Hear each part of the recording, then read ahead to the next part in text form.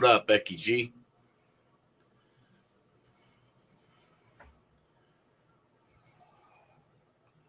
It's going down, people. Happy Friday. Shit.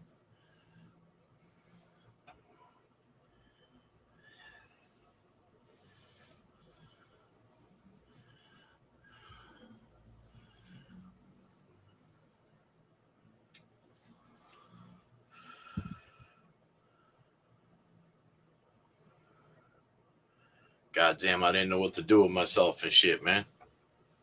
Figured I'd jump on a live and shit.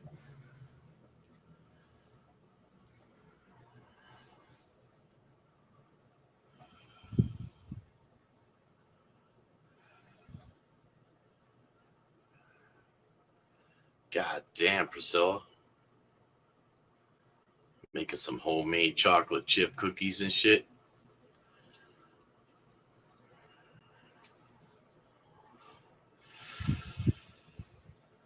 Hey, hey. What's up, Brooke Ann? Max, you need words? What's up? Mox Box, what's going on? Shit.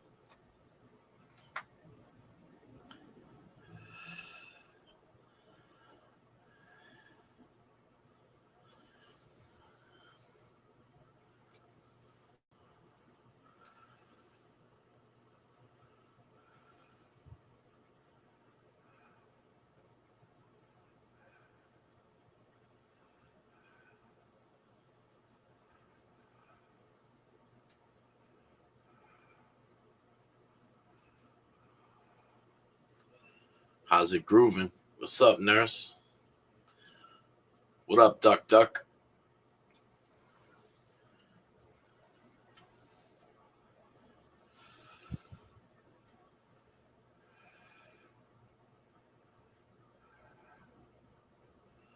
Yeah, you ain't kidding, Becky. You ain't kidding.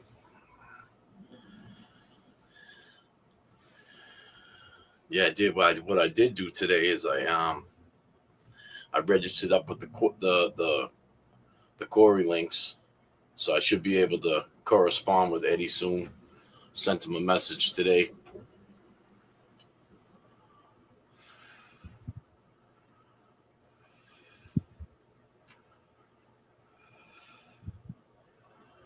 Just figured I'd jump on here. Shit, Friday night.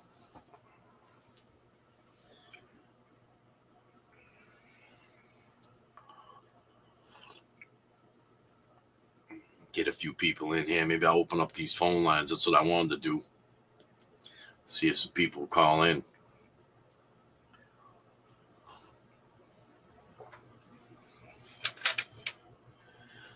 God damn.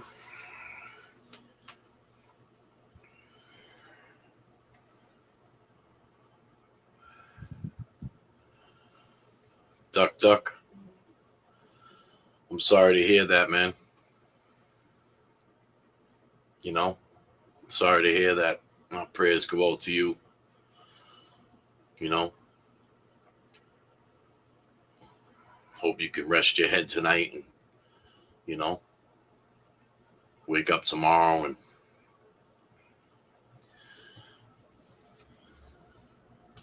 do your thing. It's tough losing one.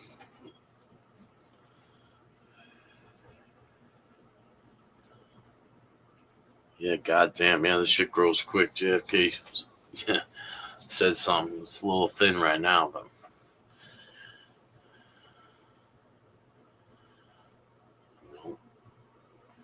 what's going on? How's everybody's Friday going?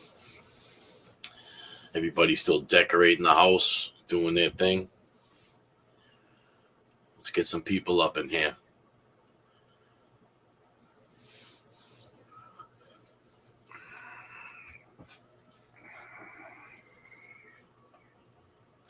Goddamn, I'm live on a Friday night. Kevy Kev, looking for the Kevy crew to come rolling in and shit.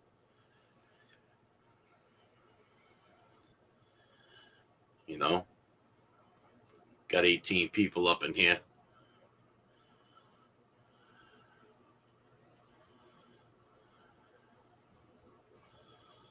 A couple of my partners are out in Miami right now, doing their thing. Show off crew kicking it out there in Miami. Shout out to them. JFK, James Jackson, Static, Trill. They're out there.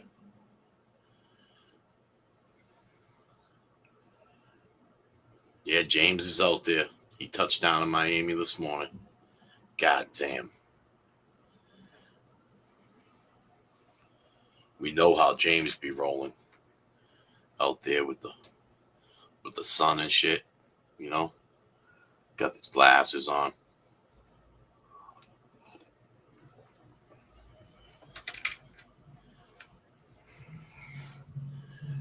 They working too. You ain't kidding. How's everybody been feeling? What's their thoughts on the Eddie O'Brien case? You know, because we've been digging into it. What's up, Free Kelsey?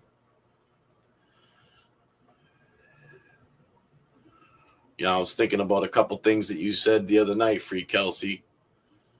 I've seen you post some stuff up in the JFK chat, just about different cases that were in that area, Somerville, Cambridge. You know, there was some crazy times back in '95. He should be free, right, Priscilla? Yeah. Swerve show you 50-50. That's all right. That's all right. You know, that's why you're here. That's why I'm here talking about it, you know.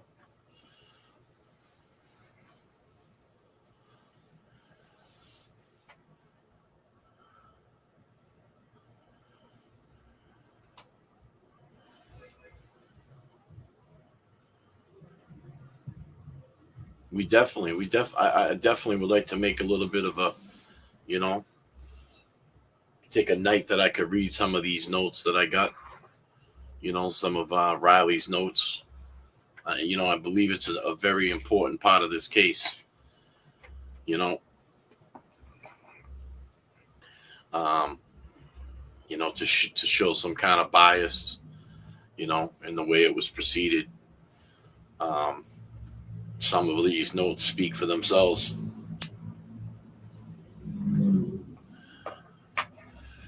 You know, let's not forget about Jay Brilliant. He's been out there working too. You know, I know he made some phone calls today. I don't know if he's out there, but he made some phone calls today.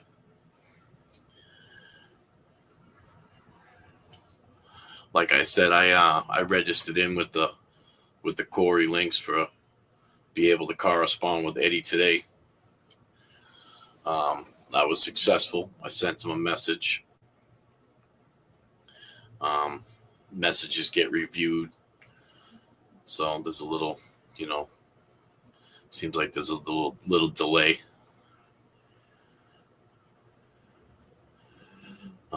In the response, you know, but I'm sure once it starts off, you know, be able to reach out to him.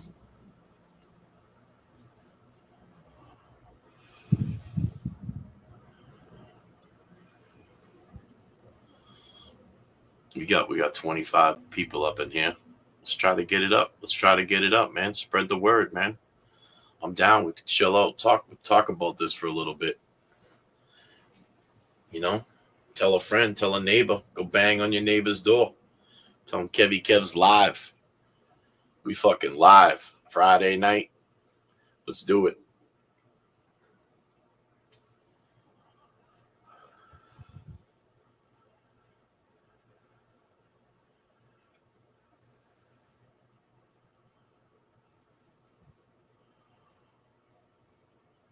Yeah, you know, BB, you know, she definitely would have some knowledge on how to kick this off. I think it's just really the filings that Eddie and his current lawyer, have been working on drawing up and submitting. That's going to get the ball rolling.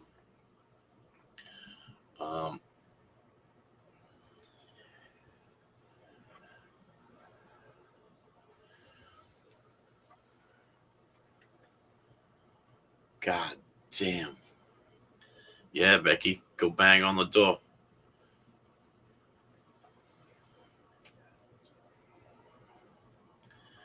We'll have to give you before you knock, I'll give you a shh.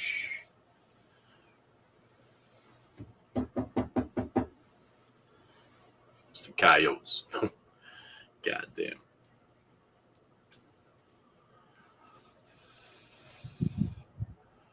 Shit, we live Friday night.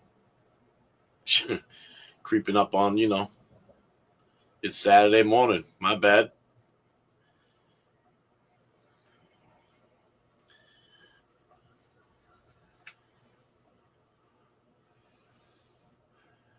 It's the connecting flight for sure. I've thrown up the phone lines before, but I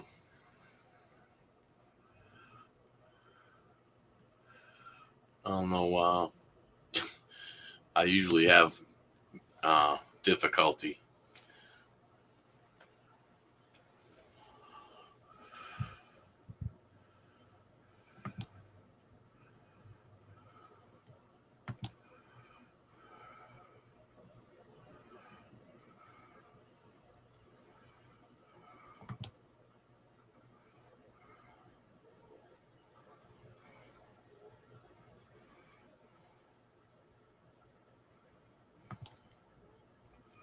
Let me see if I hold on for 1 second. Just bear with me.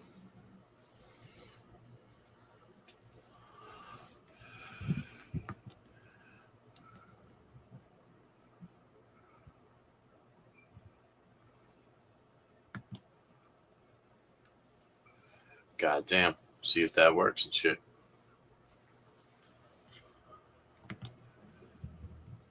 We working too.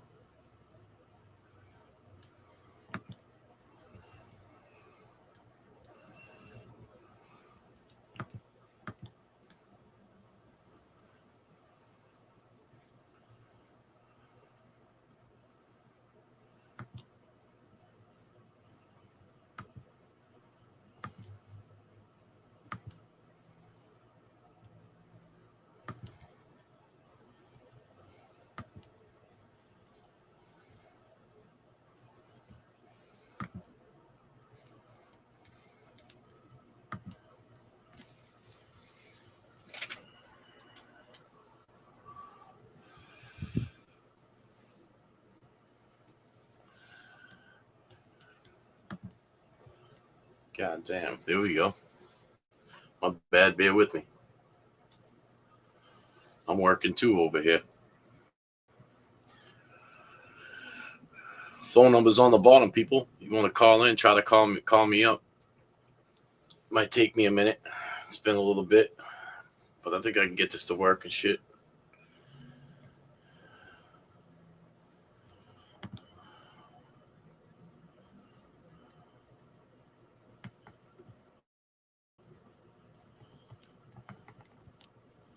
Maybe not. See ya. God damn.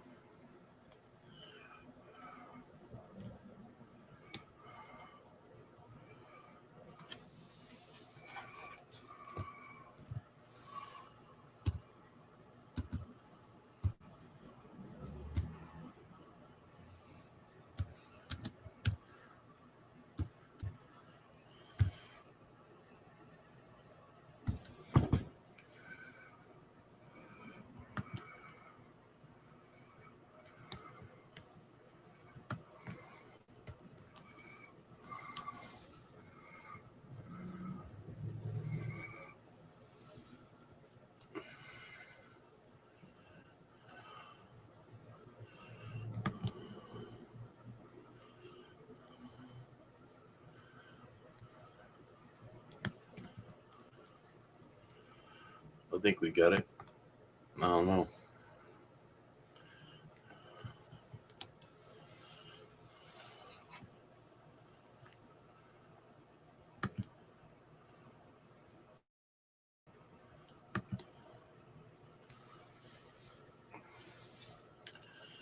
God damn.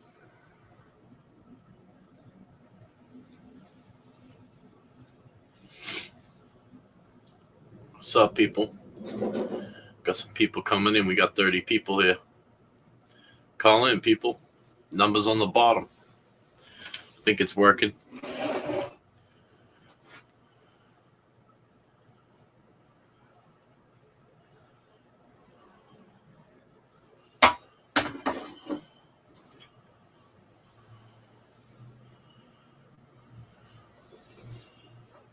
What up, E-Pags?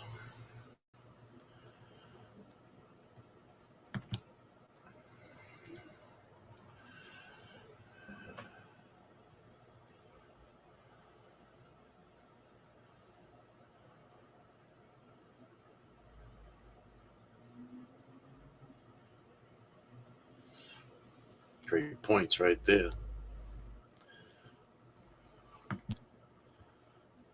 Let's go, people. God damn. God damn.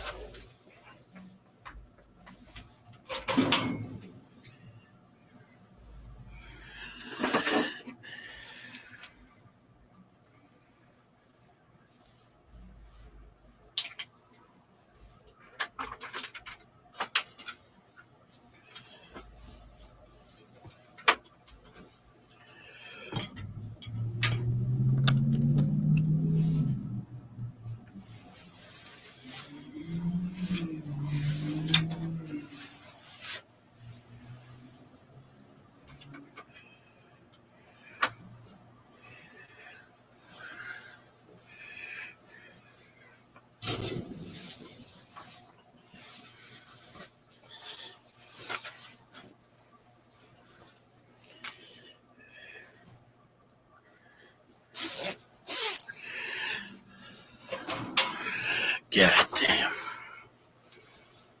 Had some minor difficulties. Didn't think I was set up. What up? I'm back. Let me get me a hoodie. Whew.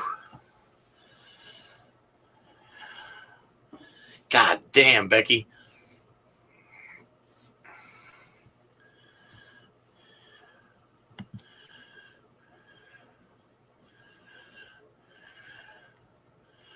It's turbulence in the garage and shit. You ain't kidding. God damn.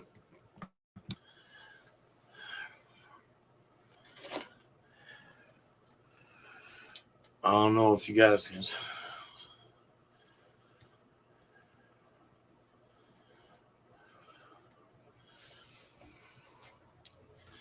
But yeah, we're working 2 out here. Just looking through. God damn.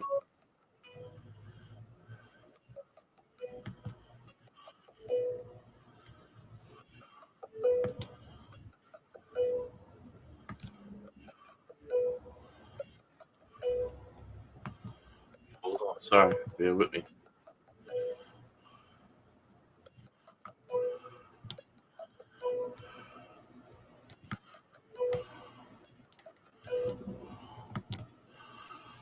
Hello, you live with Kevy Kev.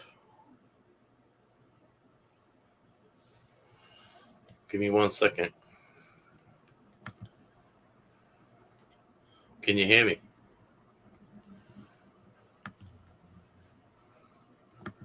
Can you hear me? God damn.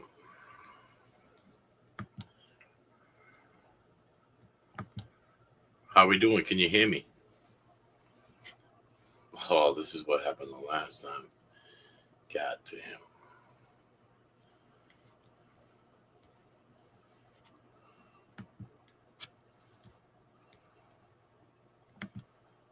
God damn. Can I?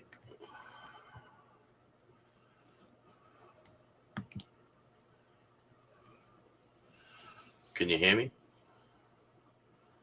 You live? Can you people hear them? Oh shit! So you guys can hear them, but I can't. Give me 1 second. God damn.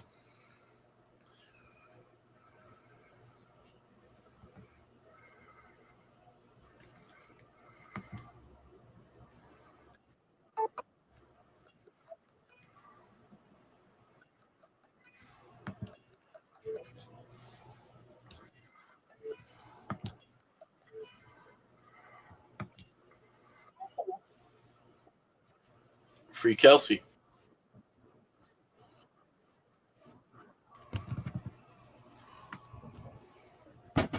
God damn. Hold on, Free Kelsey.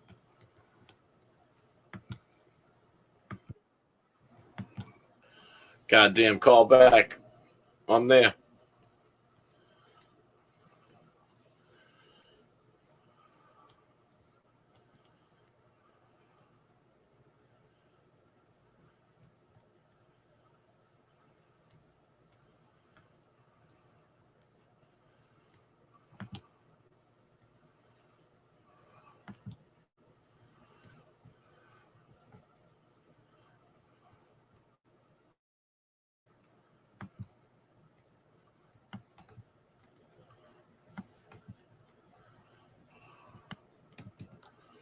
God damn. My bad, people. Fuck, huh? It ain't easy, I'll tell you. Fuck, I don't know what the fuck I'm doing.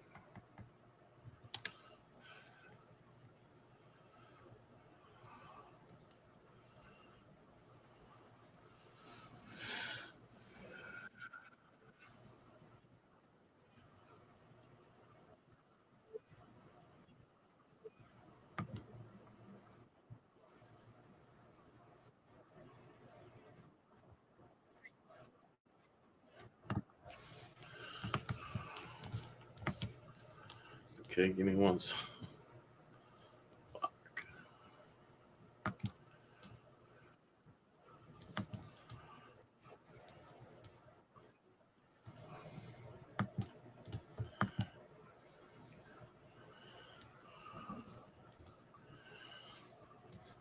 My bad, people.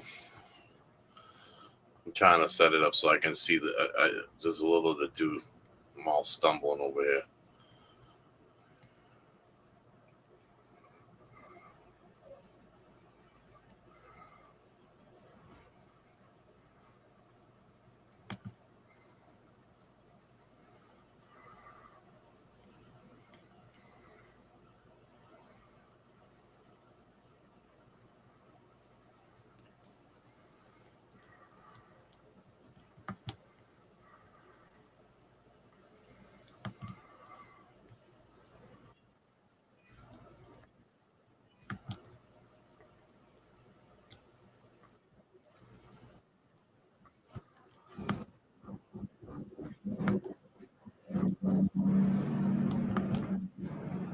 Kelsey, Free Kelsey.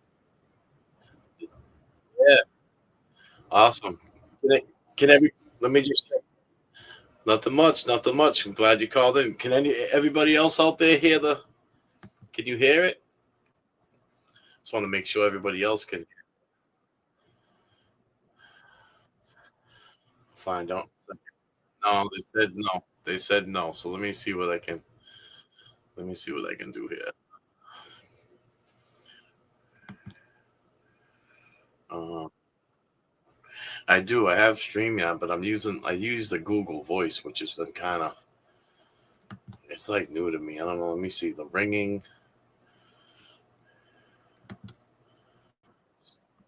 Yeah, I'm gonna do my default speaker. What about now? Can you still hear me? Yeah. What about everybody else? Can you guys hear Free Kelsey in the chat? No, they said just me. Just let me see here. God damn. No, I got like I'm doing like a split screen. I probably should have tried my phone. Um Yeah, no. Well, usually there's like the microphone settings. Let me see.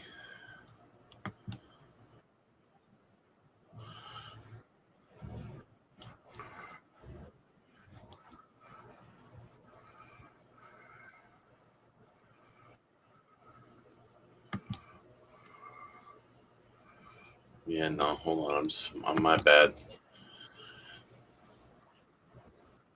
I did this before. This is the same shit. What about now? You can still hear me? All right, you can hear me.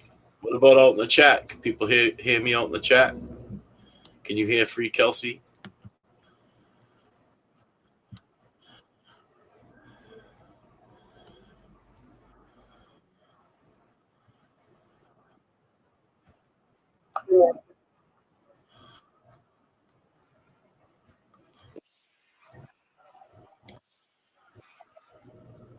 Yes. Let me see now. What about now? Just me, not you.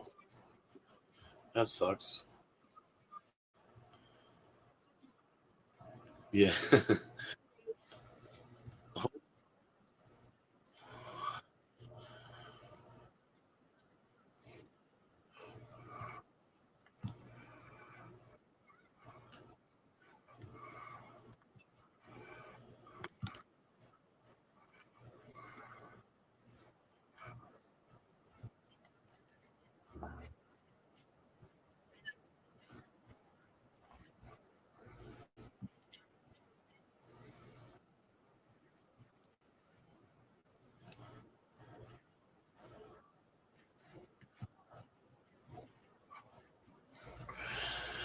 um.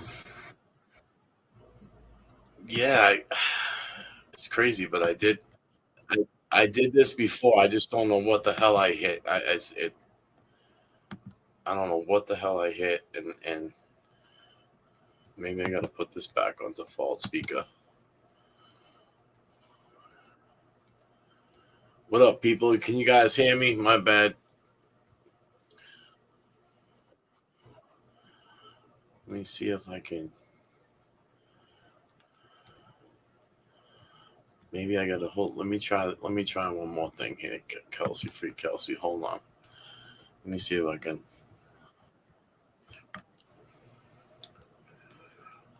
Let's see.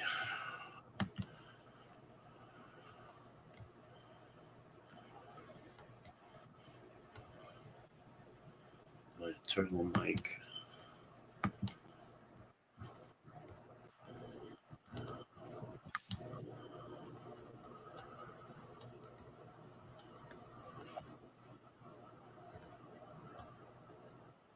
I don't know. Let me see here. So you guys can just hear me. My bad, people. Man. Yeah, that's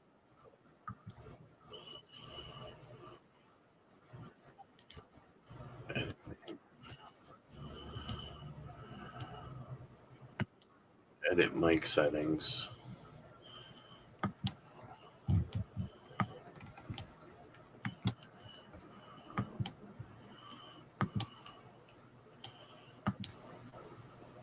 What about now? When you guys can just only hear me, huh? Yeah, I can hear you. Let me try one more thing, Kelsey, while you're still here with me. This kind of bum.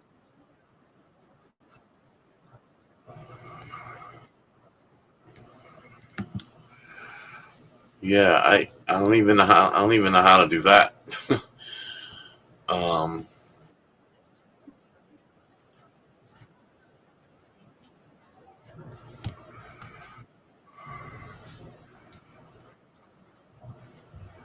yeah, I see.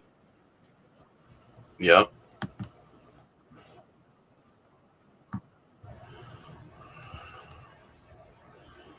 Yeah, hold on. Let me try that.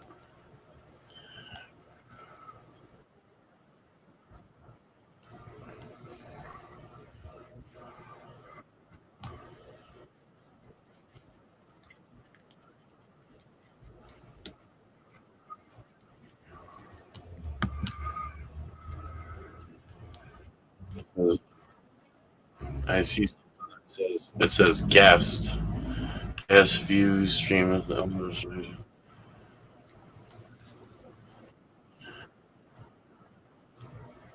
Plays. No, it doesn't say. Yeah,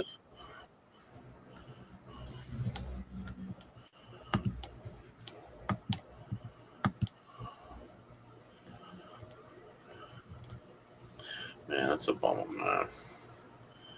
Background noise automatically adjust. We just go on to general again. See, display informative. Shift auto advertise. Auto make ad. I think it's in my. I think it's in my voice. My Man, this did this to me. I look like a fool up here. Let me see here.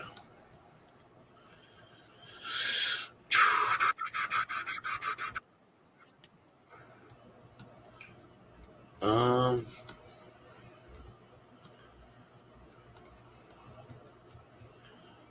I don't know if I.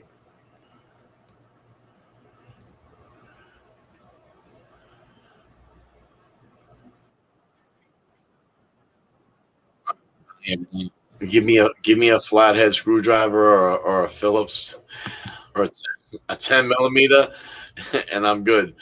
But this shit is like, man.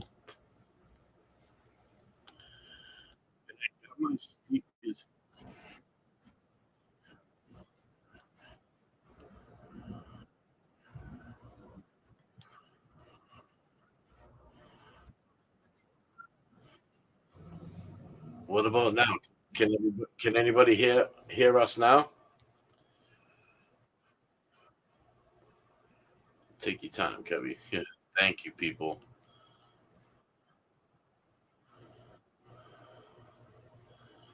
Um,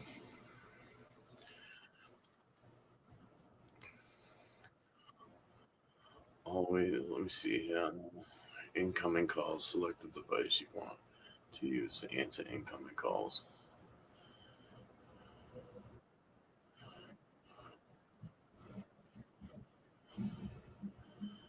Oh,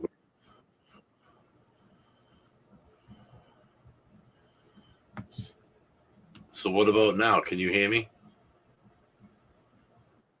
You can hear me. What about everybody else? Can anybody else hear me? Can hear you just fine. You can hear the both of us?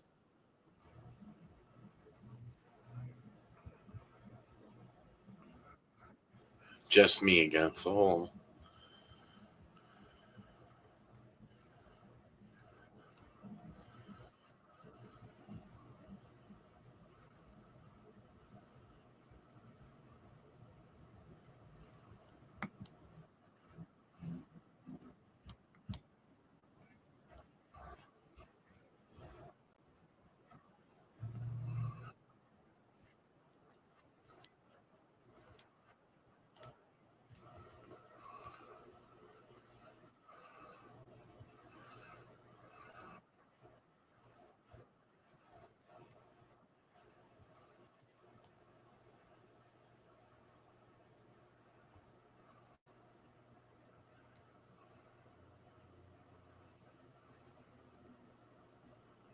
Turn on the device you want to answer calls on.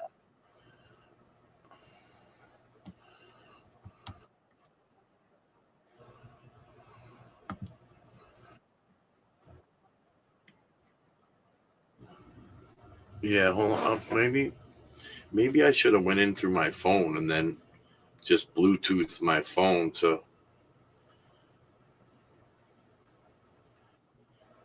I want. You know what? Maybe I could try that. You know what to do is I'm gonna get out of the I'm gonna get out of the Google Voice that I have up on the screen, and I'm gonna try and go through my phone and just hook it up Bluetooth through Bluetooth. Yeah, and then I and then if all right, cool. Thank you, Kelsey. Bye bye.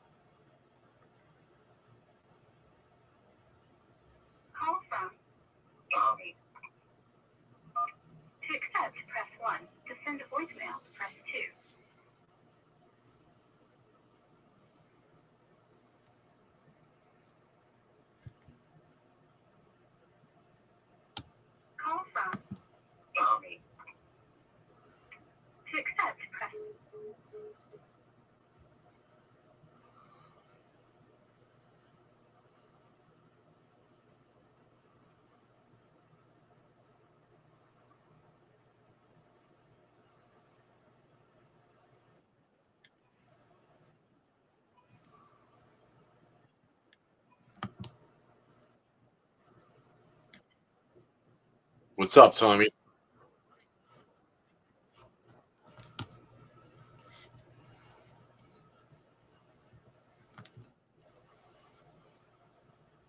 What's up, Tommy? You're live, man.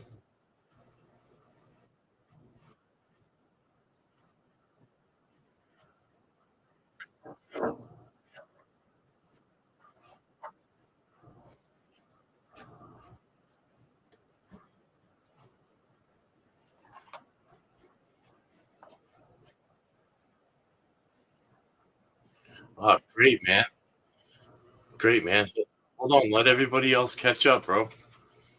They want to hear. They want to hear what you say. You gotta say, man. Go ahead, man. Keep going, brother.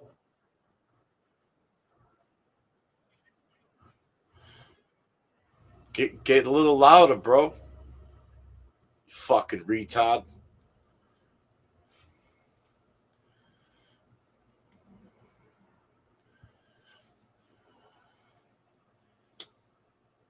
Here we go. Here we go. Get me all turned up on a fucking Saturday morning.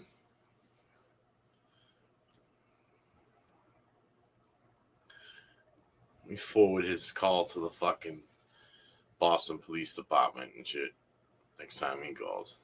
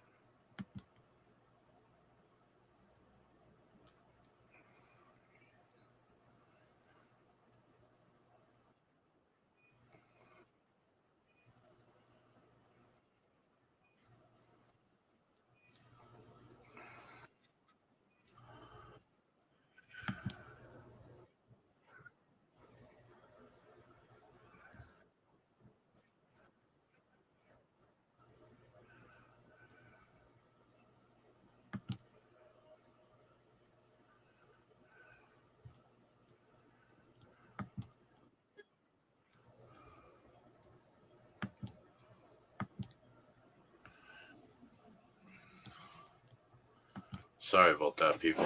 Trying to work this shit here. Yeah, we had a couple of trolls and shit rolling through the front door. But it's all right, people, because I showed them where the back door was and shit.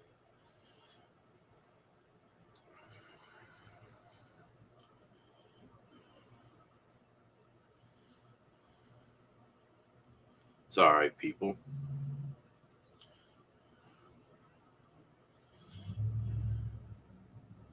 Bear with me.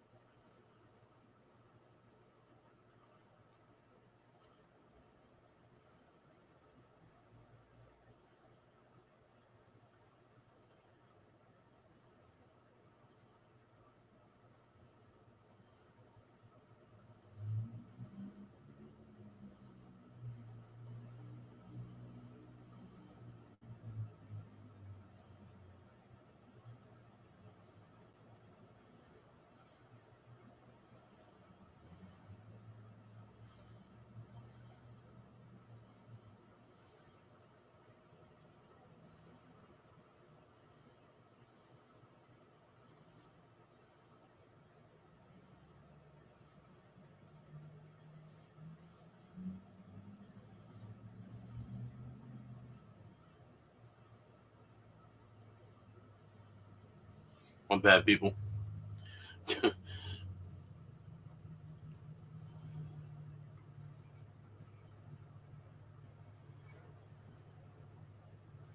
That might work.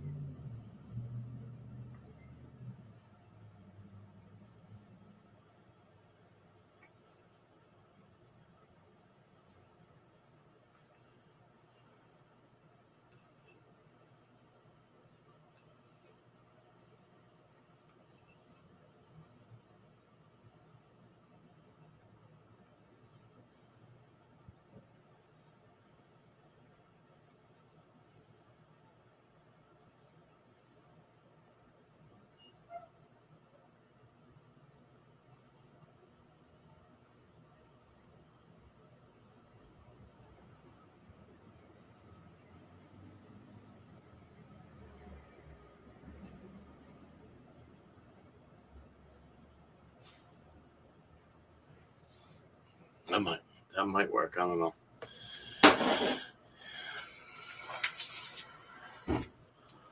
Yeah, I think I just did it. I'm not too sure.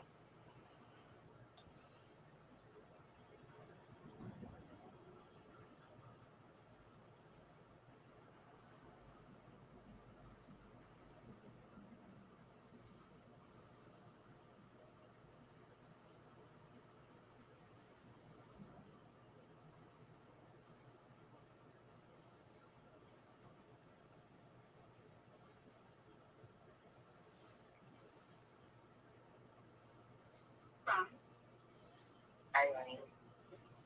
To accept, press 1. To send a voicemail, press. What's up, Eileen? Who's it? It's Kev. Heavy Kev? Kevy Kev, it's me. Wow. I can't believe it. Yeah, can you guys can they hear you in the chat? Go ahead, I talk to don't know. keep talking. Can everybody hear I don't that? know if I'm in the chat. Well, How do I know if they can hear me? they can hear you. No. I just called to say that you're awesome. You have a lot of empathy. I know you get angry with the Addie thing and the dog and the cat. God damn. God damn. But Yeah. I think you're just awesome. Well, thank you. Thank you. I'm glad you're calling You're in. very- What's your first name? Eileen. Eileen. Excellent. I'm glad you called in. What's your thoughts on the this case that we've been covering on the JFK show with the Eddie O'Brien? I mean, you see that we're picking out of your pot, but what's your thoughts on it? Well, actually, I lived in Massachusetts my whole life. I just moved to Florida 4.5 years ago, retired. And I followed Karen Reed. And now I'm following you guys, Eddie O'Brien. Excellent. And I have to tell you, I feel that he's innocent, but there's just a little part I don't know what I don't get. I can't figure it out. Yeah. But I think he definitely got a real good job by, what was his name there? Wells and who else? Riley. Riley. Yeah. That's just terrible. Yeah, I do believe that there was, a political spin on this whole thing, just trying to push for a position, push for power. It was at a time where, the Commonwealth of Massachusetts was trying to change, laws with juvenile offenders, and right. and unfortunately, you know, seemed like it was just, the investigation seemed a little shorty on their end, and there was definitely, you know, there was definitely Yeah, I felt like they picked on the big kid. yeah, Just because he was a big kid and he happened to be friends with Ryan and Paul, and I don't know. I just, that's the part that says no way. He's too young. And for somebody to stab somebody that many times, yeah, that to me is anger. I agree. That's not, I agree. And I just, I see that, he did the serum thing, and, I don't know. I just don't like those kids that say they saw him coming out of the bushes and his legs were all scratched up and scraped up, and Yeah. I want to believe that he grabbed the knife from whoever was trying to jump him. I want to believe that because I could see that happening. Yeah. I mean, at those times, in 1995, I mean, that stuff was happening. That stuff was happening. Yeah. Unfortunately, Yeah. I mean, growing up in the city, you tend to have, some street smarts, let's say, you tend to know, you trust your surroundings. I mean, and you're always aware of your surroundings too. So, it was unfortunate that unfolded like that. His grandfather was the chief of police. Yeah. Or was he retired? He was retired. I mean, he retired, I believe, in 1980 or maybe 1981. So I mean, he was retired when either just when Eddie was born or the following year. He might have been Eddie was a young pup when his grandfather was serving for the community. Yeah. I don't know. My heart breaks for Janet, but there's something about Audie I can't pinpoint that, makes me think he's somehow involved. And I don't know, the person with the stocking cap or whatever they had, the nylon over their face. And I don't know. I try to listen every night and try to pick up, a little more, but it's just like, I hope they do the DNA. That's all I pray for, and I hope that will be enough. Yeah. I don't know how long it will take, but I agree. Somebody's out there fishing. Yeah. And I agree. The DNA where it was ran against Eddie, and it didn't match him. I mean, you just say to yourself, why didn't they continue on and want to test the other potential people that could have been in that house, regardless if it was family members or not, Right. So. Yeah, and the mysterious things, the cat poop and the cheesecloth and the book and the I don't know, like I just hope that whatever's going on. And one of the things that I'd like to bring out tonight is that I've done a lot of thinking on this case as well, and I've talked to his Eddie's father.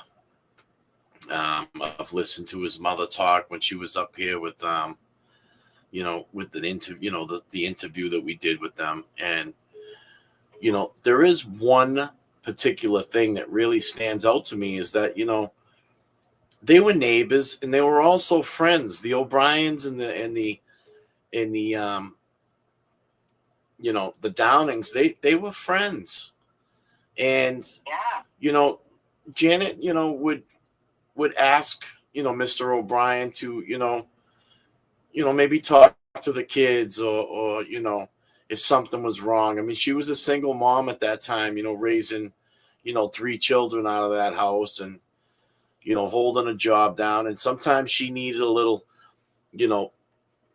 parental help, let's say.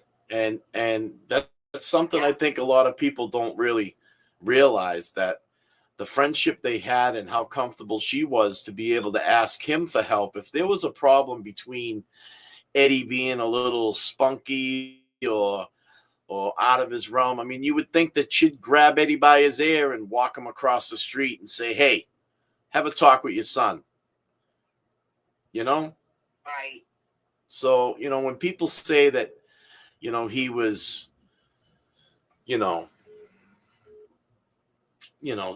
making jokes, or doing things around the house to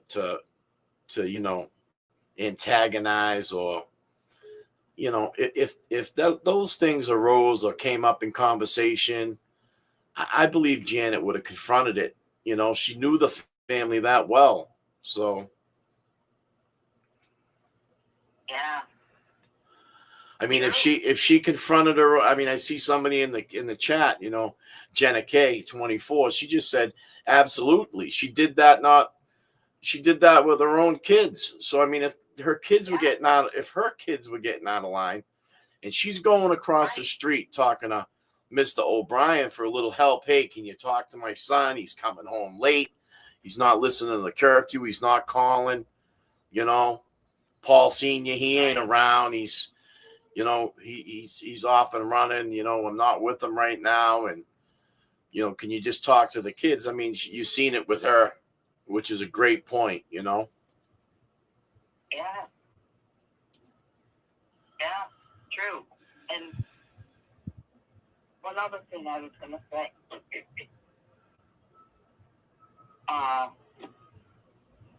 whoever did it had to have, do we know if she was sleeping on the couch, or, I mean, I think to myself, if somebody did stab me, and I'm not screaming, obviously she fought because there's DNA under her fingernails,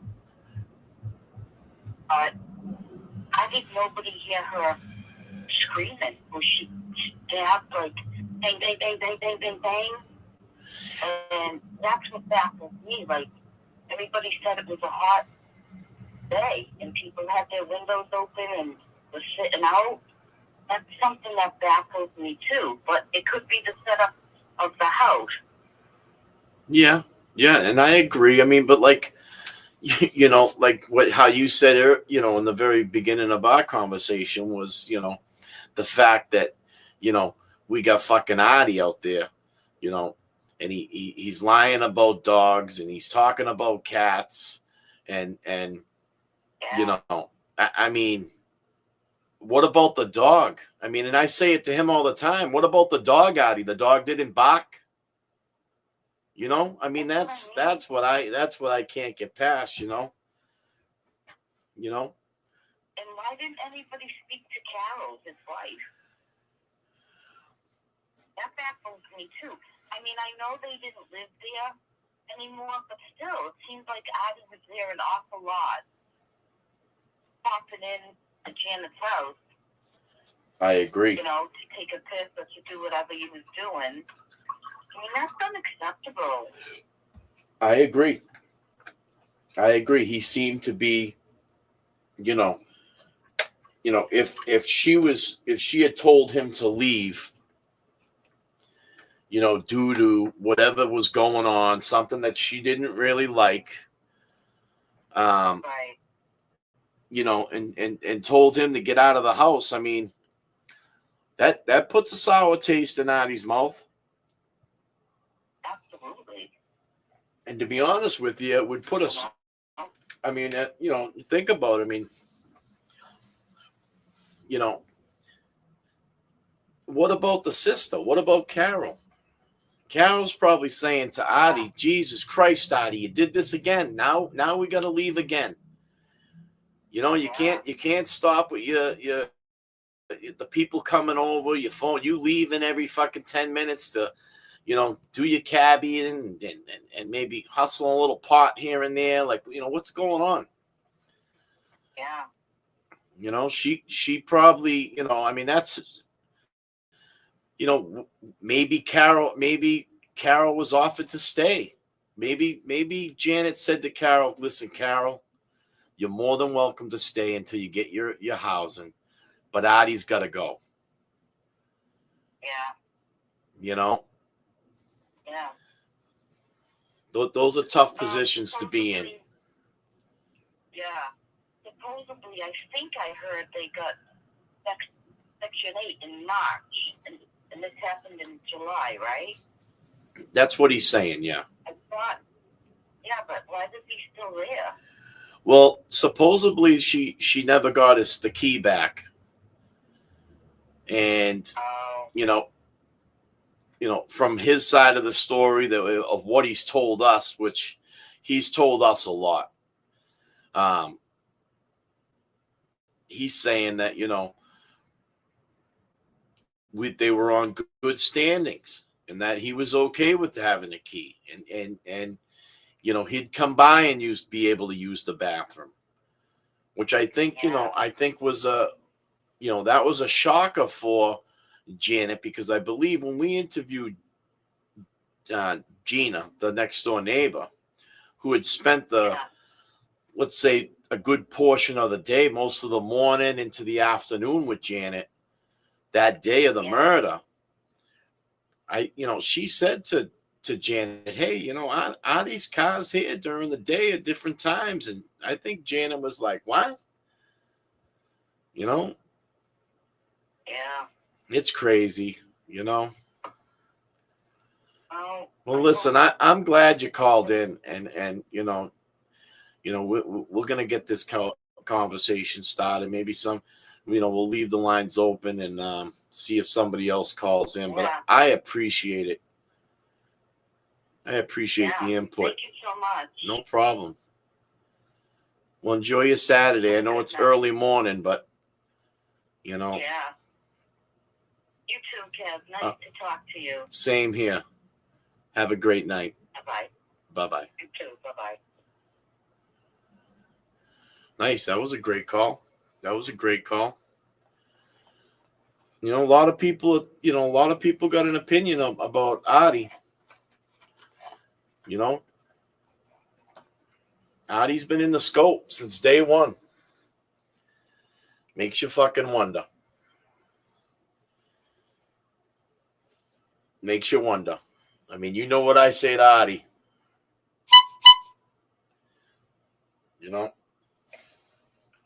Wheels on the bus go round and round, round and round, round and round.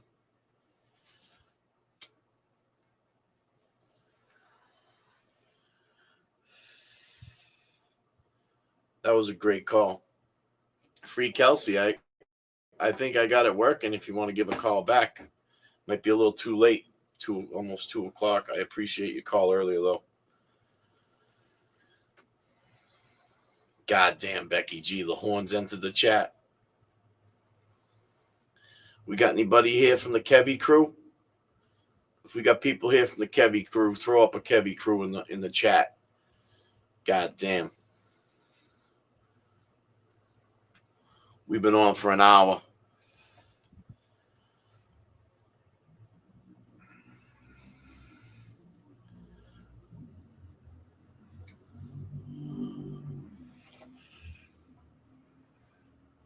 We've been on for an hour.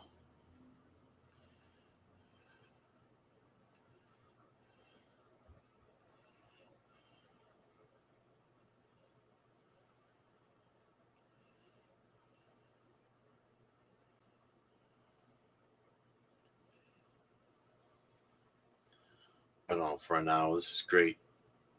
I think we got that resolved with the phone calls coming in.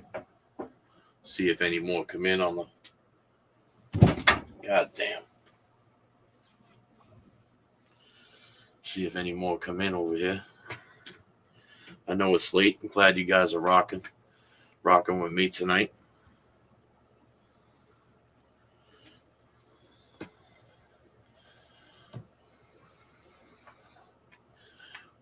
There's a troll. Yeah.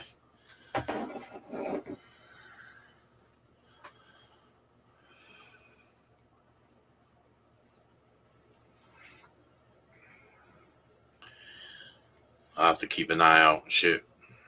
What's the name going by? What's the troll's name going by? We ain't on a plane and shit. We ain't on a fucking plane. We on a train. I'll throw that motherfucker right off.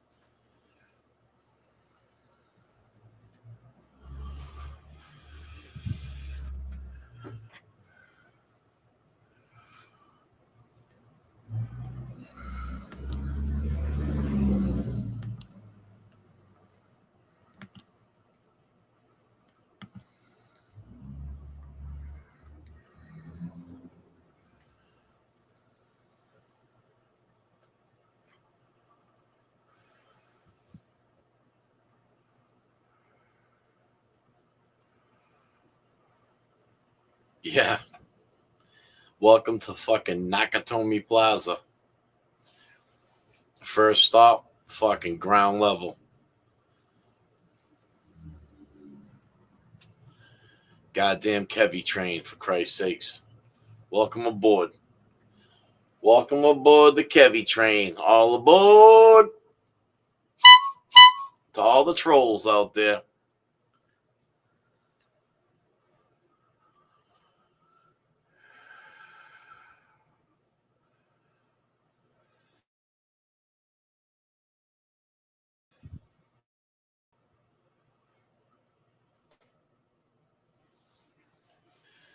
Yeah, throw me up a name, Moxbox. See if you can find out who the fake people are. I'll bounce them motherfuckers.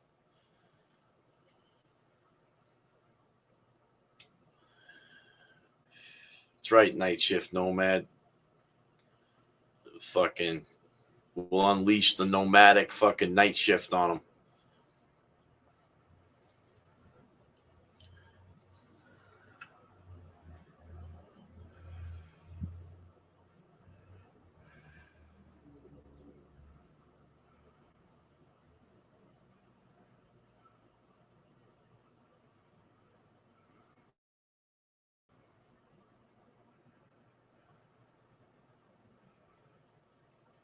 That's right.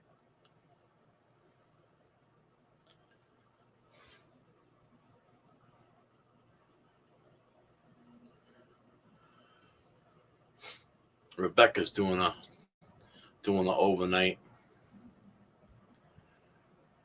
Nope, my tree's going up this weekend though. I'm gonna go.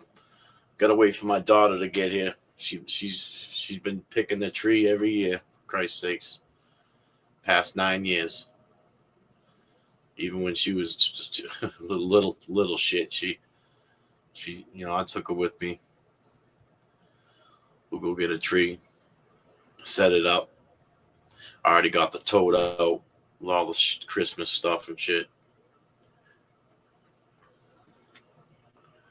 Got a good spot for it in the house and shit.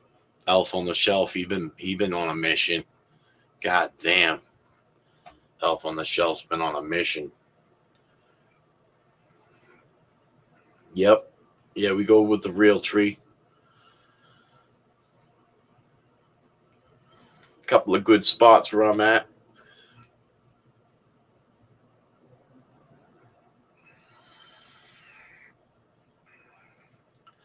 Yeah, that elf ain't fucking around. Let me tell you, motherfucker's into everything. The problem is,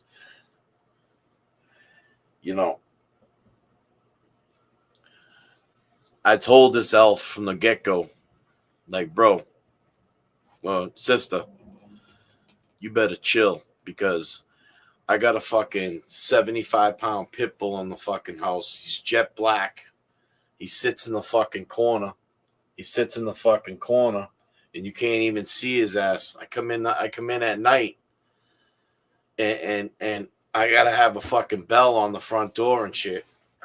So he opens his eyes and shit. You scare his ass, man. Especially me, man. I fucking come walking in like this and shit. Come walking in like Ray from Dallas and shit. Motherfucker bite you. Motherfucker will bite you. So I told that little elf on the shelf, bro, you better move quick. Because, that dude will snatch him up. Think see some stuffed animal walking through the house and shit. That dog be like sizing that shit up. So now, yeah, that's what I might have to do. When I come in the house and shit, I gotta give it a fucking 2.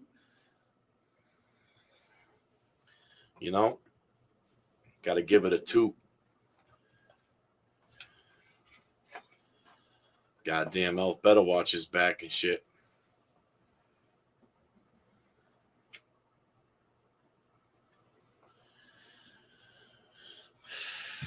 They still want to put down fucking food for the reindeers and shit. This dude's he's all over that shit too. But he gets presents and shit. Bandit gets shit under the tree. There's a dog spot under the tree. We got kitties here too. We got cats. That's why, man, Adi pisses me off, man. He starts talking about the kitties and shit.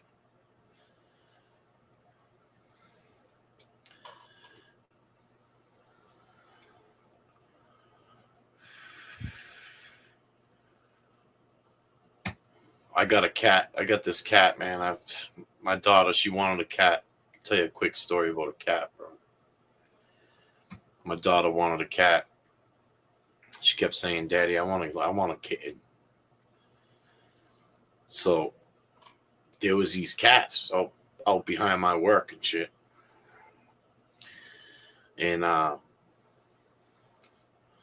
it was getting ready to start getting cold and shit,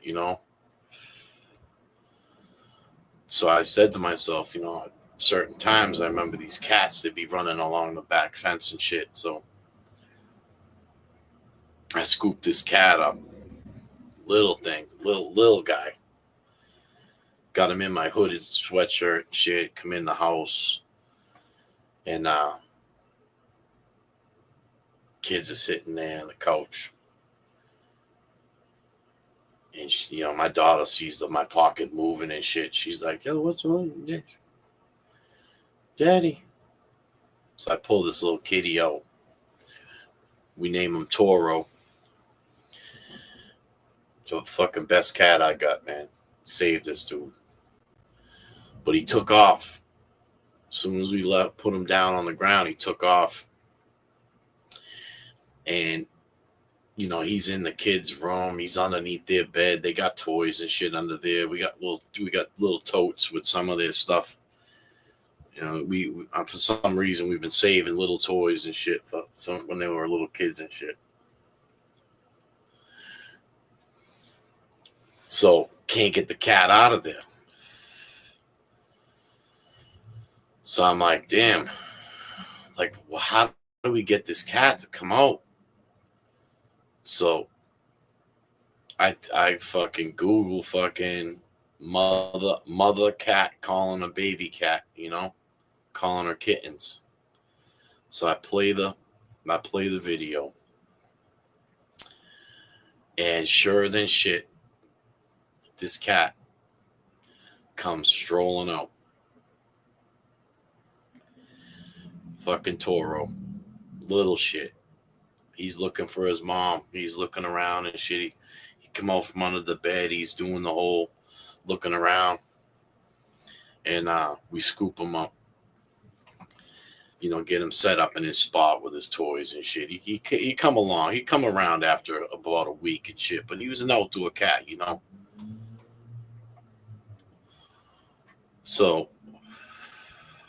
we bring him to the vet. Not like, I didn't buy him at a pet store. And, I was afraid, there's fucking hawks and ospreys and all the shit fucking big ass birds, man. I figured those cats weren't going to last once winter was coming, So we get to bring the cat to the vet, get him fixed and all that. Well, they tell us, oh, he's young, So he's tiny, little tiny guy. So the dude's like 35 pounds now. Like, I thought he was gonna be a Maine Coon, but I live in Lynn, so we didn't really know what kind of cat he was, but he's a Lynn Coon, and he's a good cat. He's a fucking good cat, Toro. So I'm gonna tell you another quick story about Toro, real quick. Got some people up in the chat like cats and shit. Fucking Adi, if you're listening, motherfucker, I like cats, bro.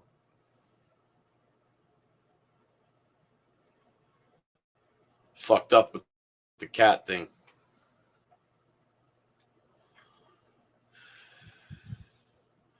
So we have this cat, it's been about a year now. And he's an outdoor cat. So, he's grazing in the windowsills and shit. He's in the front windowsill, the back windowsill, the kid's windowsill. He's looking outside. He's watching shit. Well, I don't know. I was doing something. I opened up the window. And I think we left or something. We might have left the house. It might have been a Saturday or something. And the cat got out. Come home. My wife's looking for the cat. She's all upset. And that shit's heartbreaking,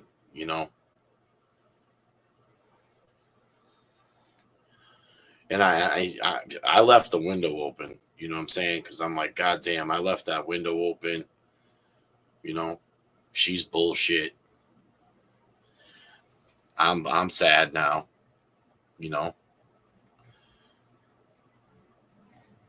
because when you fuck up like that, you know what I'm saying?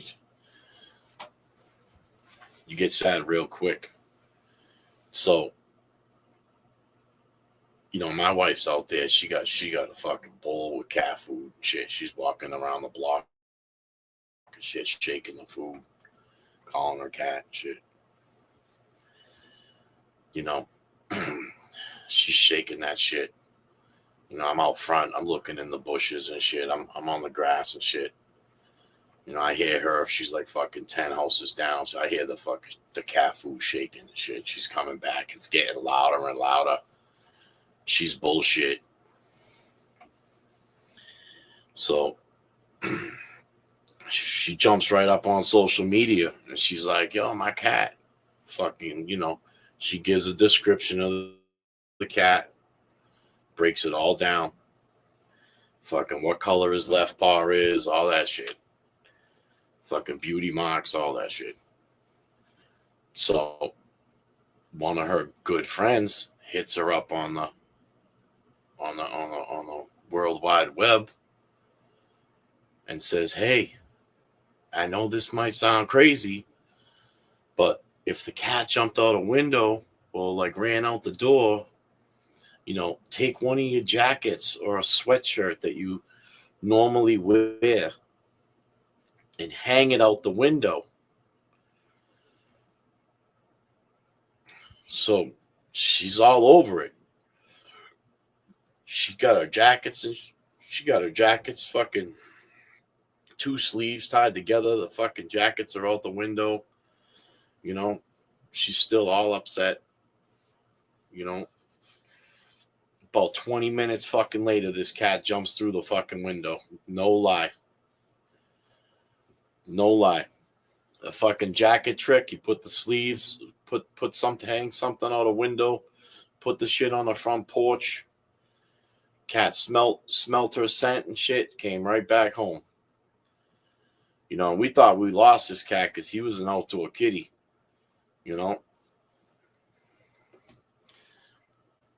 And then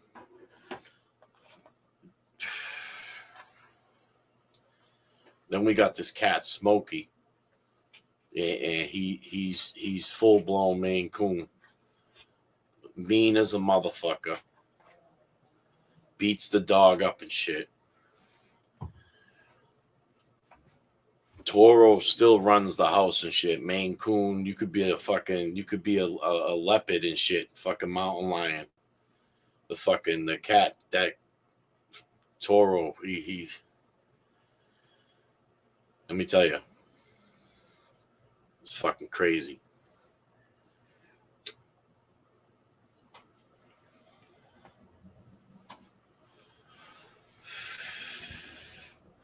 Yeah, that was my cat story though.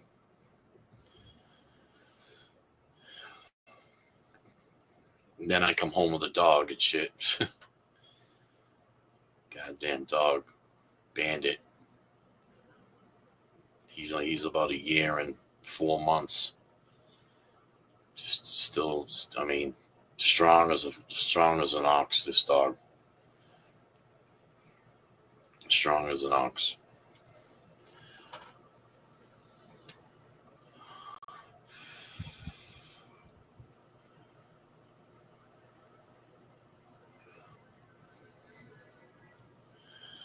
Goddamn. Somebody was making cookies and shit when I first started this live and shit. How'd those cookies come out?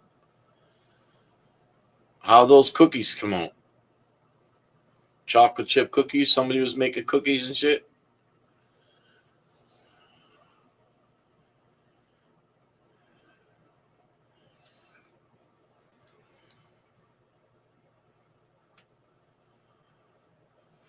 God damn, I'd take a cookie right now. Fuck a 203, cup of coffee and shit. I got fucking coffee going and shit out there.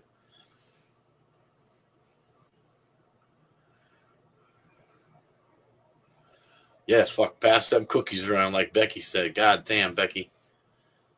God damn, this one made muffins and shit. What kind of muffins did you make?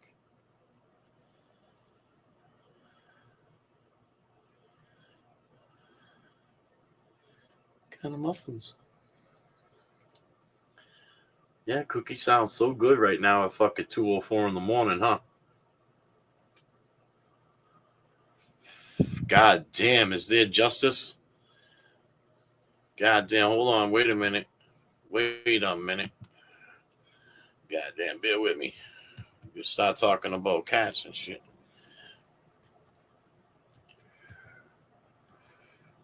Midnight muffins, god damn.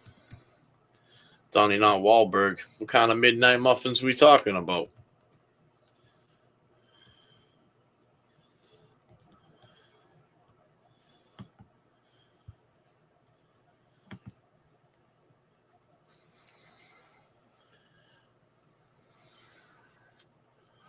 Hey, we're about to get baked too. God damn. Might not be a cookie, but god damn. It's always good to bake and shit. Bacon's good.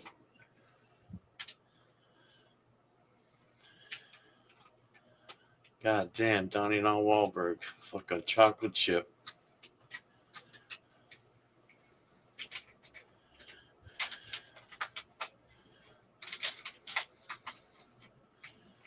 Now I'm going to the kitchen to get cookies. God damn. Cheryl Reed. God damn. We got Cheryl Reed out there eating cookies.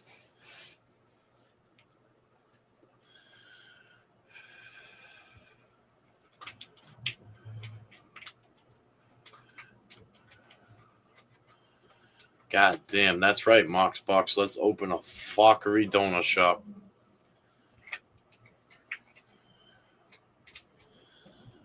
I'm gonna tell you something, man. I've always wanted to open up a coffee shop.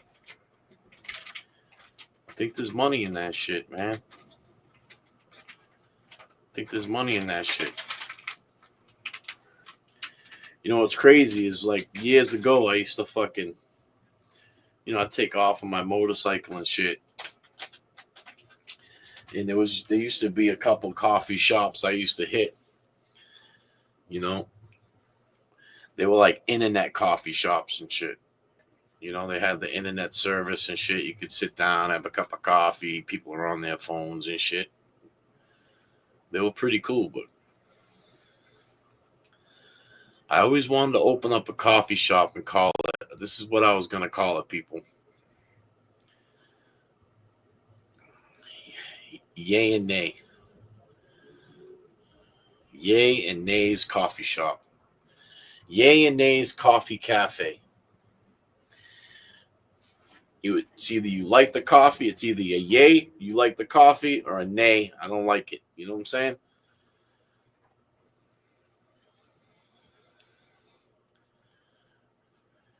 God damn. Yeah, Priscilla. The other one that made those cookies. Now you're making pumpkin pie and pumpkin bread tomorrow? God damn.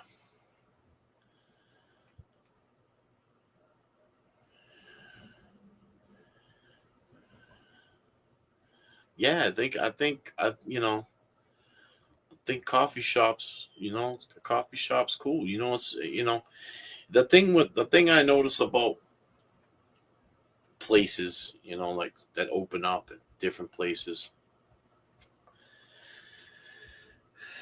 Like, you say it's a coffee shop, you got to sell coffee. You got to stick to what the sign says, God damn, Kevy's Coffee and Kittens Cafe.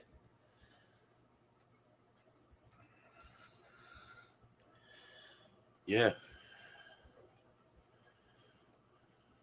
I got a cat. DJ Perfect. God damn, if you guys haven't heard the song, go to my page and check out my song for the trolls. Fucking DJ Perfect.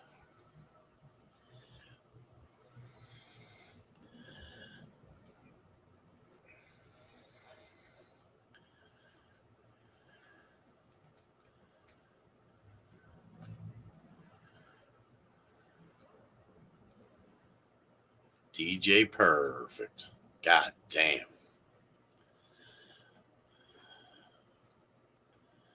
Talking some shit with Kevy Kev 781.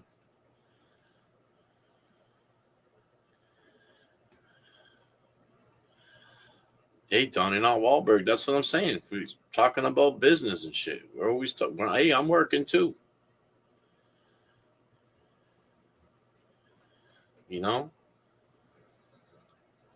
But I'm going to tell you something. I'm going to tell you something right now. If you guys are coffee lovers, all right? So listen. If you guys are coffee lovers and you want to try something, and you have to hear me out. Like, I like cinnamon in my coffee. So, and the real way, all right, is if you percolate coffee. Like, and this is what I would have in my shop. You need to percolate that shit.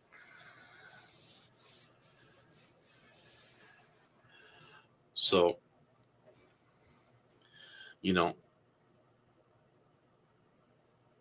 my biggest trick with the cinnamon coffee is, and listen, I stumbled across this shit one day. I mean, people put cinnamon in coffee. I didn't invent the shit, but I'm gonna tell you right now. One day I was out shopping and shit.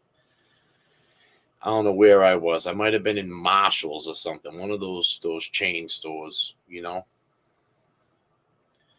And I'm always in the middle of the store looking at all the weird shit, the coffee mugs and the fucking candle holders and the weird shit in the middle of the store, You're in a clothing store, but then all of a sudden you hit that spot that's got all the candle holders and the fucking incense burners and the fucking oil lamp fucking shit, So, and randomly, I'm walking down this aisle and I see this big jar of Vietnamese cinnamon. So I'm like, damn, look at that. It was in a cool bottle. Right on the front said Vietnamese cinnamon. And I'm like, I like the bottle. I like cinnamon. So I'm like, yeah, let me grab that shit. Random aisle. That's right, Becky, the random aisle. So I get the Vietnamese cinnamon, and I come home and shit, and I make a pot of coffee. I percolate that shit, you know, and so I fill the percolator with water. I take out the strainer. I fill the strainer up with some coffee grinds, and I take that Vietnamese cinnamon, and as soon as I open the jar, the whole fucking house smelled like fucking cinnamon. I was like, holy shit. I put that shit in my coffee. The whole house smelled like fucking cinnamon coffee. I'm not bullshitting you. And I've tried regular cinnamon, just regular ground cinnamon. And there ain't no justice. There ain't no justice for that shit. There's a bit you won't go back. I'll tell you right now. You use the Vietnamese cinnamon in your coffee, even in a regular coffee pot. If you got I have a lot of people run these Keurigs and shit now. I've rebuilt a couple of these Keurigs too, by the way. Let's talk about the Keurigs. You want to keep up on the preventative maintenance with this shit. If you want to do a deep scaling, you want to do a good cleaning cycle, run a couple pots of vinegar, some house vinegar in that shit. After you're done running the vinegar through it, run a couple, cold. You want to run the cold water. Sometimes people will fill the coffee pot up with hot water, pour it in the hopper in the back, You want to fill that shit up with cold water. You want to make sure that element is doing its job. But if you don't clean those Keurigs, man, them shits will. There's little screens in there that build up calcium and shit that's in the water. If you're not using a filtered water system at home, make sure you run a good cleaning cycle on your coffee pot. Just wanted to bring that up. You can run the vinegar. The other thing too is like, you can wash, if you got one of those coffee pots at home and they got the screen, so you don't have to buy the filters, the paper filters. You got the metal mesh screen, it always tints up a certain color and shit. You want to scrub that with vinegar. You want to make sure you use vinegar with that. Break that shit down. You might have to, rinse that shit with some cold water.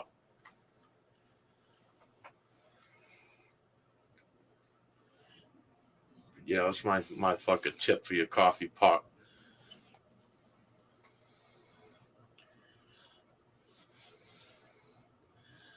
Yeah, just you get some house vinegar,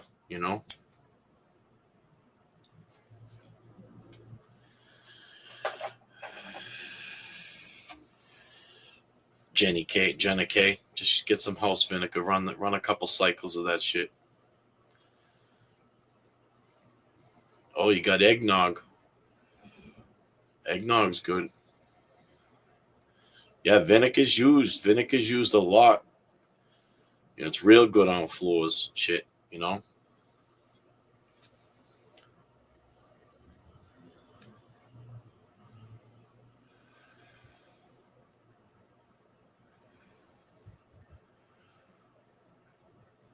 Yeah, when I say use the house, I mean there is a couple of there's different kinds of vinegar. There's one that you cook with, and there's one that you can buy, in a gallon jug that's that you can clean with, and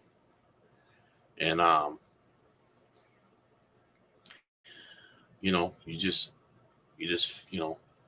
fill it up with some vinegar, let it run through a cycle on your machine. I do it twice.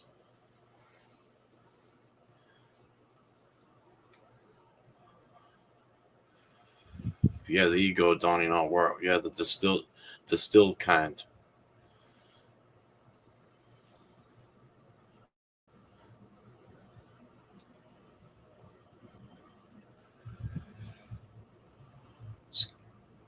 Right on point there, night shift nomad. You can use that vinegar. Great to run through the dishwasher. And yep, twice as nice.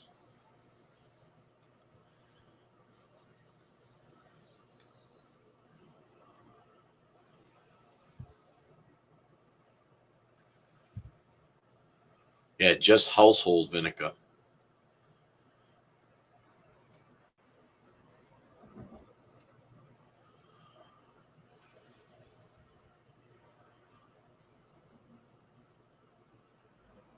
No, you're gonna want to run a cup in the Keurig. You're gonna want to cycle a couple of cups, you know, because that's the thing with the Keurigs, man. I mean, you might have one that you can make a nice coffee. They have those ones that will fill a 16-ounce mug for a nice coffee. Just put it at the highest level. Make sure you got the proper size cup in there, and run a couple of cups. Run them cups through. Run the whole. You're filling up the holder for the water in the back, the reservoir.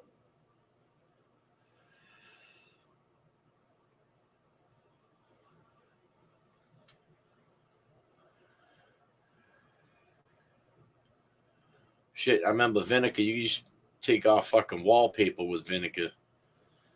Remember my father? He had this house. We were getting rid of some wallpaper years ago, and my father, he bought in the vinegar. He had a couple of those spray bottles, you used to use for your hair, or even for the cleaning products. You can buy in, just a regular empty bottle. He used to spray the vinegar right on the wallpaper, and just let it sit. Walk away. And fucking that wallpaper will stop peeling off on its own and shit. It does. It smells like shit, strong, but it goes away.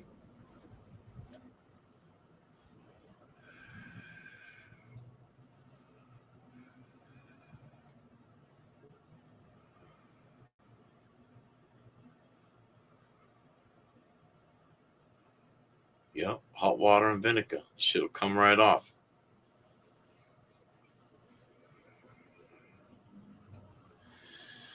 Yeah, you're right. Yeah, my father used to do that. He used to pickle eggs and shit. God damn. He used to soak them in vinegar with garlic, cloves in there and shit. You could add some spices to it.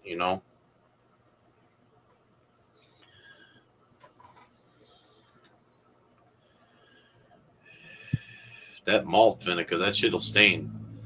But yeah,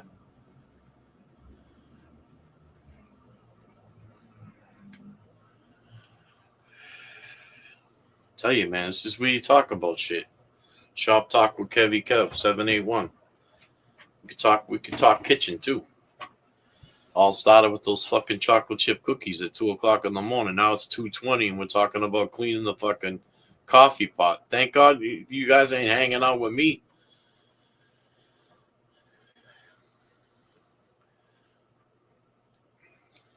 Fucking go inside and start cleaning shit. It's 2:20. We're losing a few people. We're losing some people. It's 2:20 in the morning. We got 30 people watching.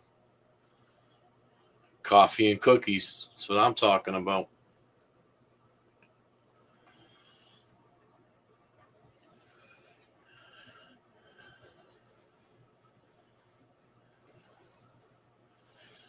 We got 31 people in here. Anybody want to call up? The phone lines are still open. God damn, the phone lines are still open. You want to call up? Talk about the Eddie O'Brien thing. Let's do it. I'm curious what people are thinking and shit. Numbers on the bottom of the screen. Kev 781. Call in. If you're part of the Kevy crew, call in. Say hi. So what up?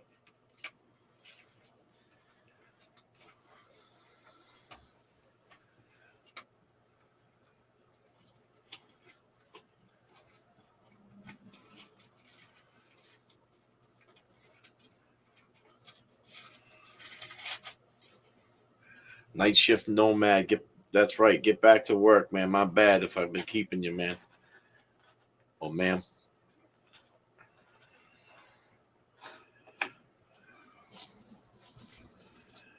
Have a great night. Glad you jumped in.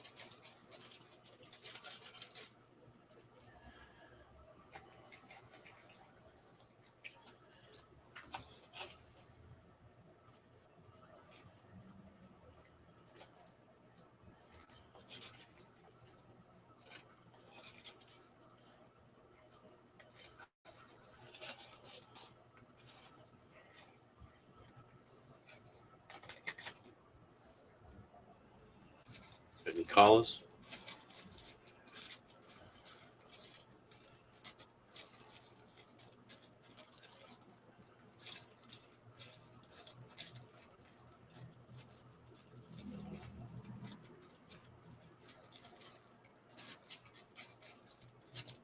That's right. We're pulling the late night shift and shit over here.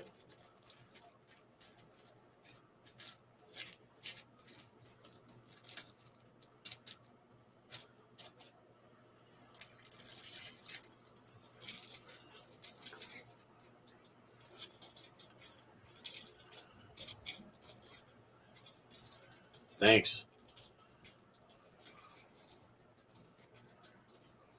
Thanks, Wing Keys.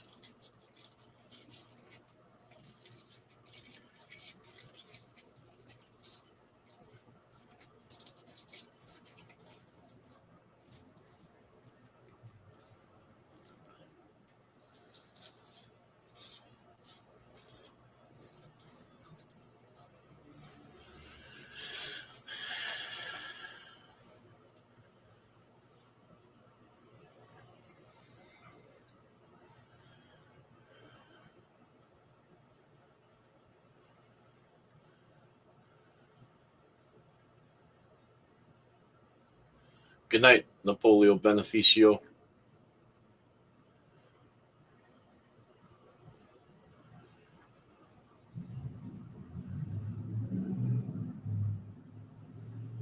How often through the dishwasher?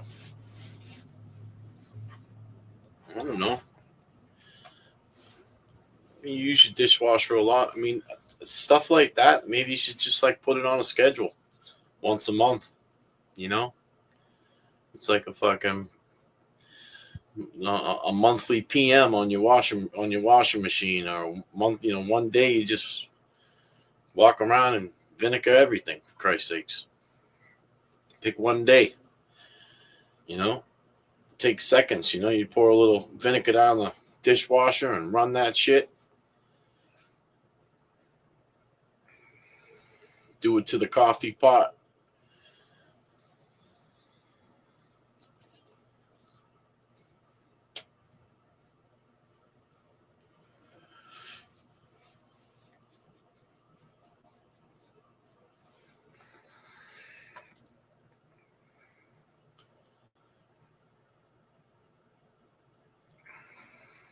Jenna K, I agree. Crazy.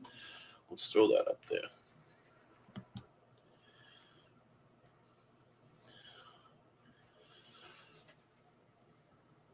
Crazy to me that they would leave DNA found under the fingernails and just unknown. How could they not want to identify? I agree. I totally agree. There was other people that were in that house.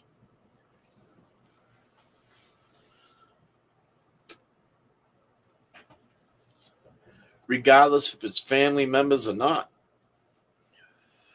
People should have been checked for scratches.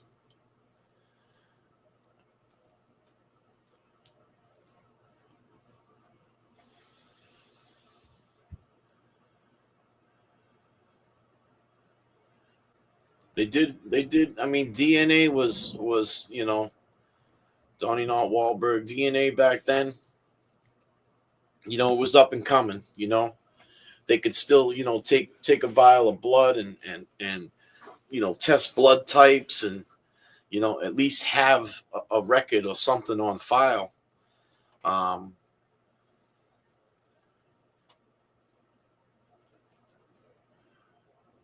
But in '95, it was kind of starting to break the corner, and it was just starting to really turn a page and be more useful.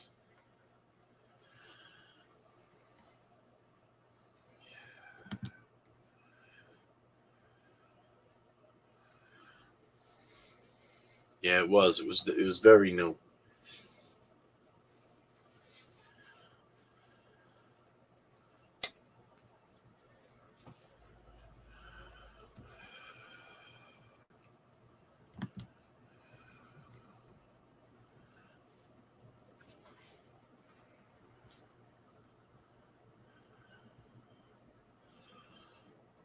No, you think it's shady, Mitch? Mitch NJ? That's shady. Someone else did this, not Eddie Jr. Laughing my ass off. Well, have you ever met Adi? Have you ever met the guy that's been there since day one? Have you ever met the guy that got thrown out of there 3 months prior?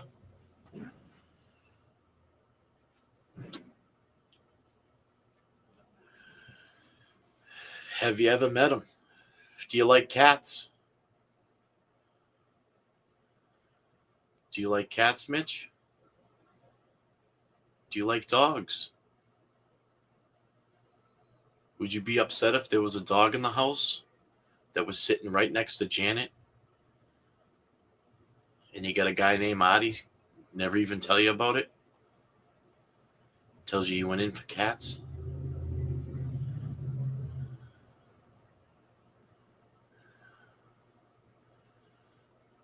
Yeah, cats. You could hate cats. Some cats hate people. They get mean. Told you, the domestic cat. You know where the domestic cat generated from? Fucking Egypt. Egypt. They used to guard tombs and shit.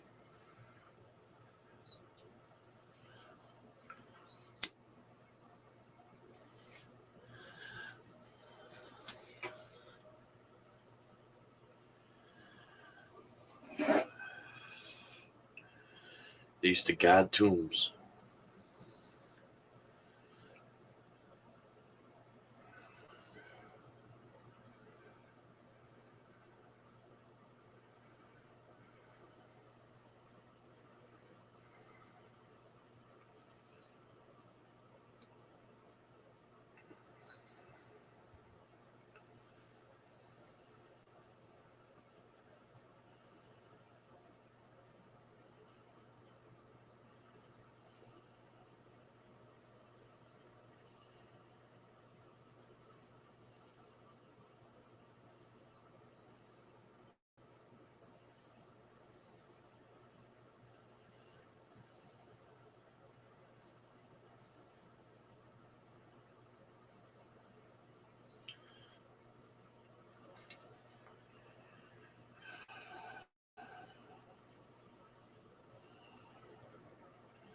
So let me see. Do I have glasses?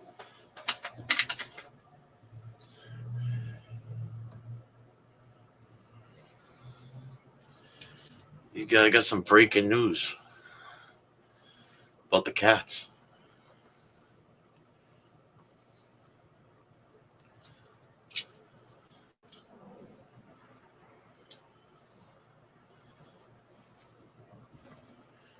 about the cats?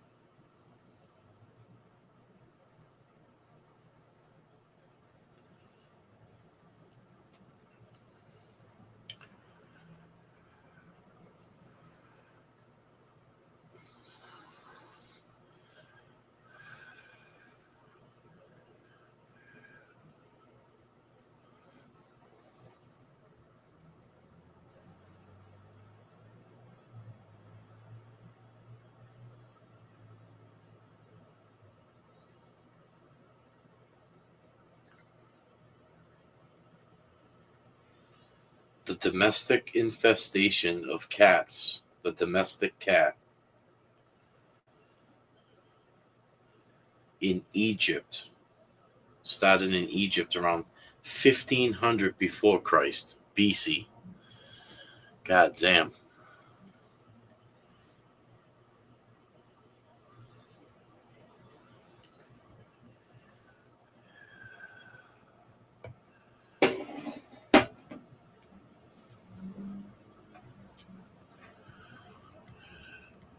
Yeah, Janet didn't have a cat. I don't think Janet liked cats either. But she had a dog.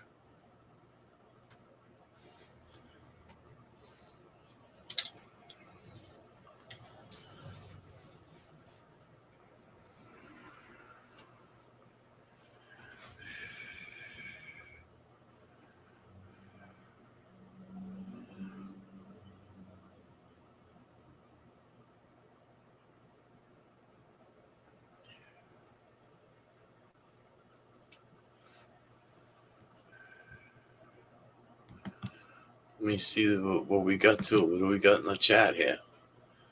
So we got, I mean, how do you guys feel about Adi in the chat? Do you feel like Adi could be a potential suspect?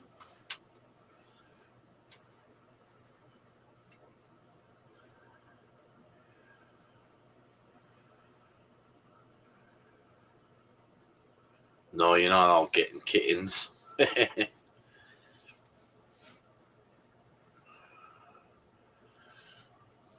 God damn.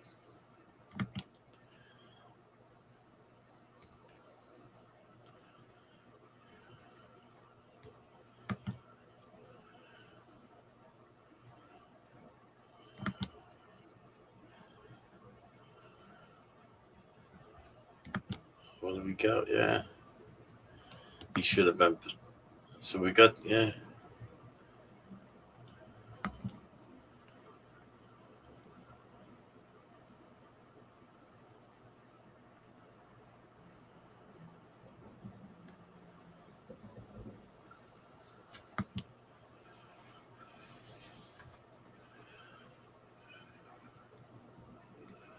Yeah, we're gonna have a lot of mixed feelings.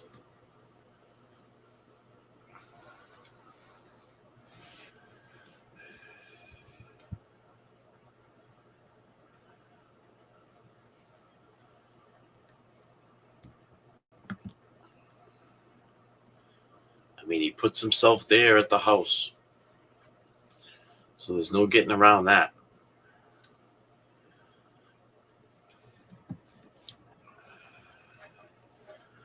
I mean, you can walk into a bad situation.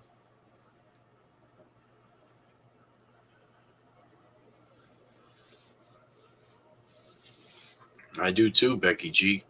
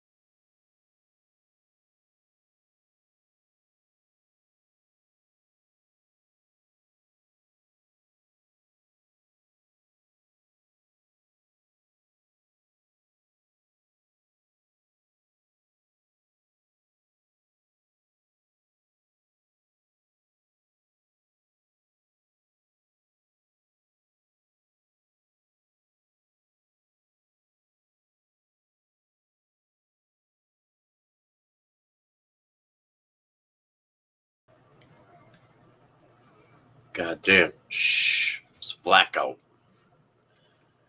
God damn, it was a blackout. God damn. Hold on, let me see. I gotta check the. I gotta. Shh. Shh. Shh.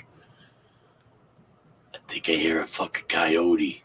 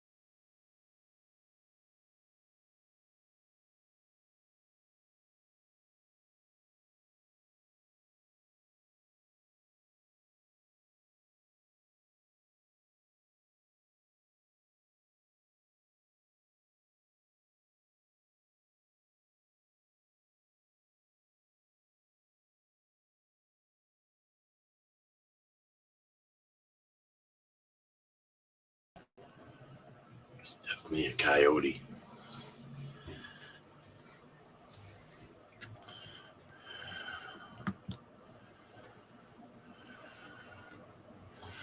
I'm thinking Ryan did it. Paul might have walked in on something, but left to go to the beach. He called Addie to help, and Eddie walked in and saw the scene.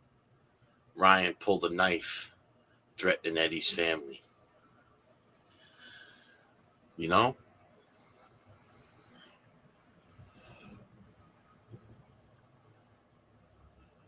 You know, that could have been just what happened. You know?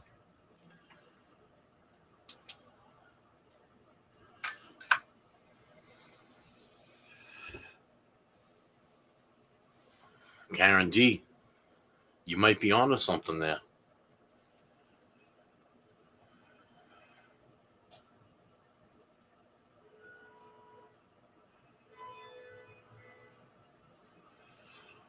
Donnie Not Wahlberg, she might agree with you.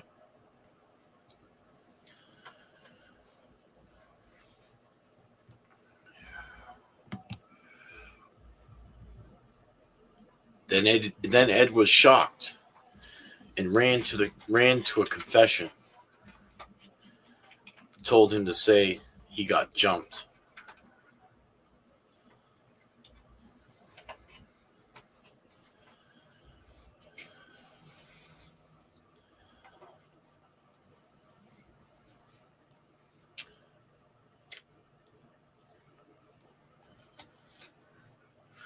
You know, he had access to the confession booth. I'll tell you that. You know?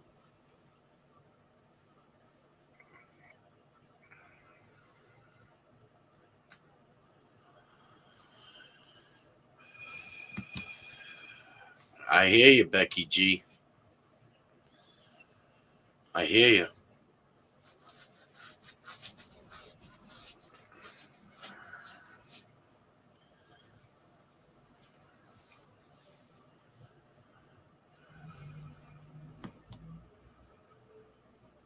Maybe he hasn't changed the story because they took an oath not to ever say anything.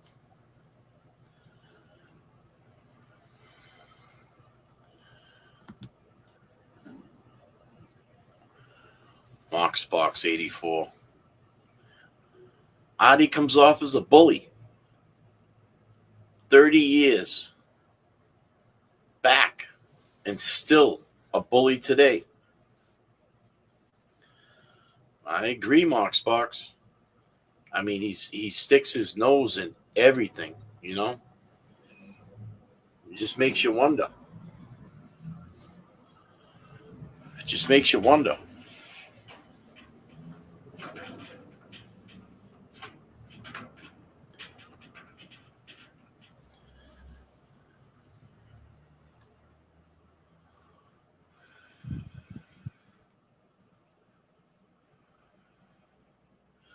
Karen D, I agree with you.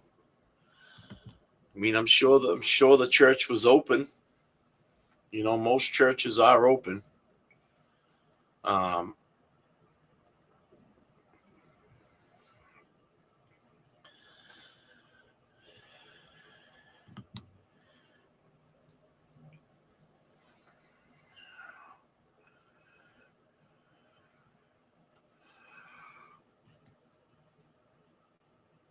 Curiosity killed the cat. God damn. God damn, Becky. Get Becky a cookie. Chocolate chip. Moxbox 84. He's a dickhead. Everyone is lying.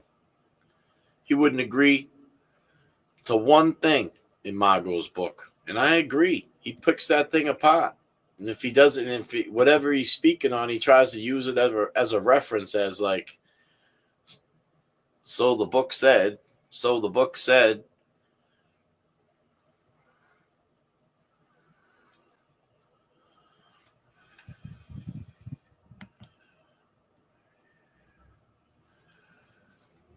Karen D.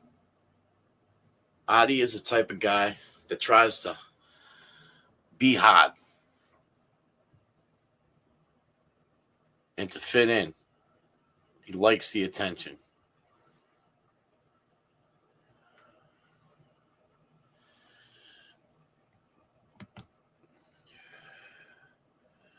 God damn. Tell us, Mark's Box. God damn, Mark's Box is getting all worked up and shit. Get Mark's Box a cookie. Chocolate chip. God damn.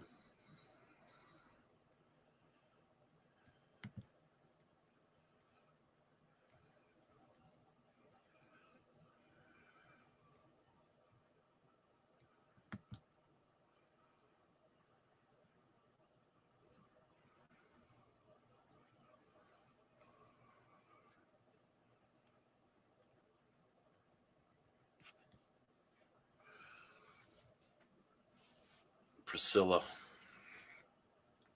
So many things make you wonder about Adi. Key lost before cops got there. Cab parked, blocked in by the fire trucks. Meaning there before them. Supposed to call about Janet from Carol.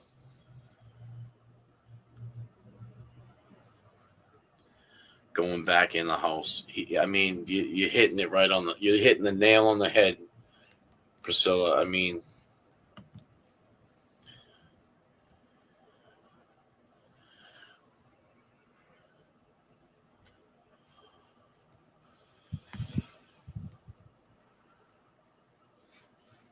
I wonder, Becky G, I wonder if Adi really went to Amsterdam.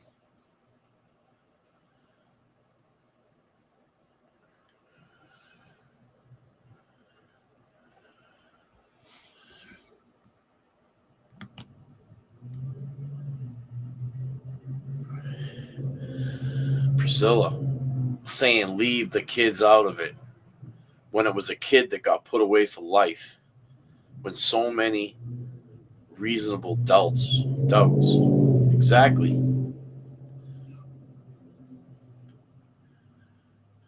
You know, and I said this the other night, you know, we're talking 30 years later, you know.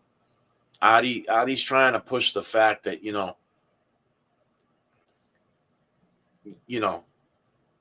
leave the kids out of it. Don't get the kids involved. They don't need to hear about this. These kids are adults. These kids are grown.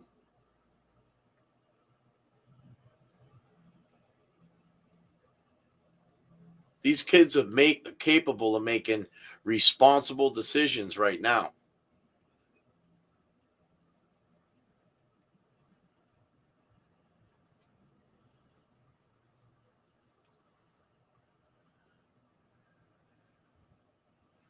And that's a great point too, Becky G. Goddamn, Becky G coming in hot. Goddamn. What other pastries you like? Goddamn, Becky G. I think somebody made fucking pumpkin muffins or something. You want a pumpkin muffin? You like pumpkin? Do you like the pumpkin?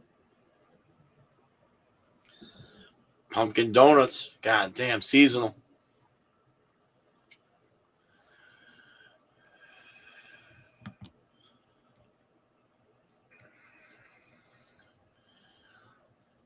Is it possible? Let me see. This is Cheryl Reed. Is it possible that was mob related? What about all the trouble Janet was having? What about the cabbies? Exactly. You know, now if that's let's stop there. Let's stop there. This is great. All right, because these are, you know, you people are gonna, Jesus Christ. That's why you guys are here with me, right? I've been thinking about this case. It's fucking almost 3 a.m. on a fucking Friday night. We got 43 people here with Kevy Kev 781 on the Cash App. God damn.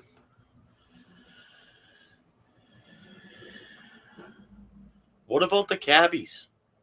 What about the incident that Janet said she was surrounded by cabbies? At least 5 of them. They were flashing their lights, beeping their horns.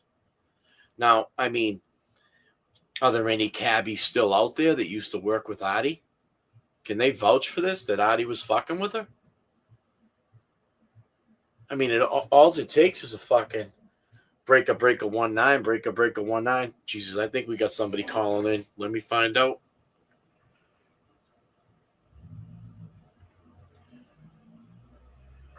To accept, press 1. To send a voicemail, press 2.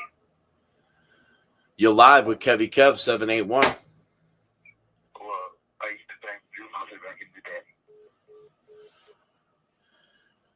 Thank you. Thanks for joining the fucking chat.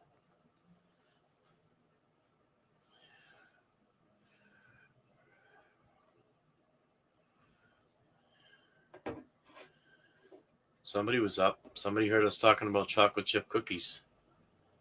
Some little kid. He's fucking online.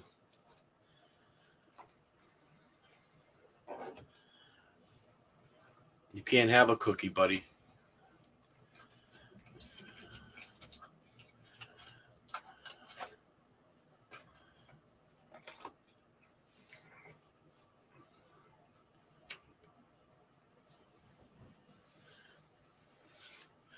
It's all right, buddy. I got your fucking number.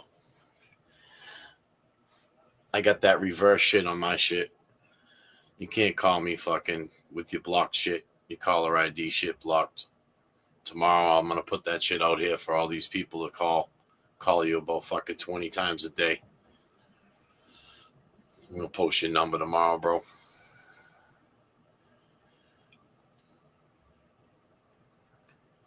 Call you in the morning. We'll call you at 3 o'clock in the fucking morning, Monday night. Fucking Monday, early Monday morning, we're going to call you. Make sure you're up for fucking work.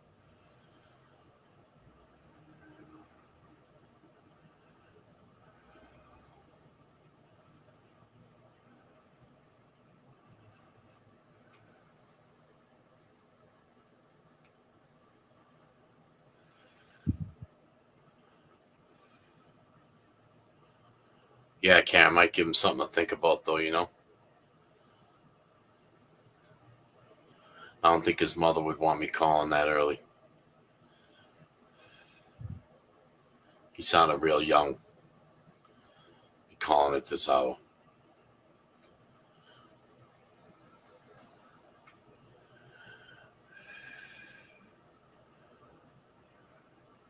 Yeah, he can't have a cookie. Ain't no cookies for him. There we go. Jenna K coming in hot, too. Jenna K coming in hot. Cat litter, a book stolen. Things just don't make sense. That it couldn't be Eddie.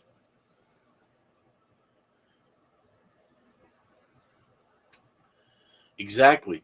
If Janet thought Eddie was doing this, and we talked about this earlier, they were neighbors, and there's something that Mr. O'Brien has said a couple times when he's come up on the platform, when he's come up on the live show, JFK show off, when we're digging into the case, he's come up. He said, hey, there's one thing that everybody's got to remember, that we were friends. They were friends with Janet. They asked each other, hey, you want a cup of coffee?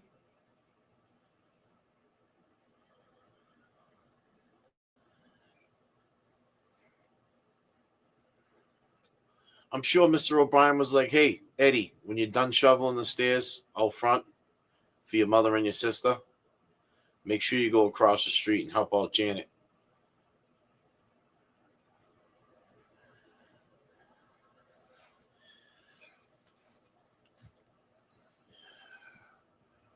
And I agree right here. I agree with Karen D. If they would just run the DNA, we might find out exactly whose DNA was under them fingernail clippings. And you know what? While you're at it, when you run the fucking DNA underneath those fingernails and you try to match it to all the potential DNAs that you've accumulated in this case, why don't you try to run them and match them against Deanna Cremens? I don't know why you didn't do that, in 1995.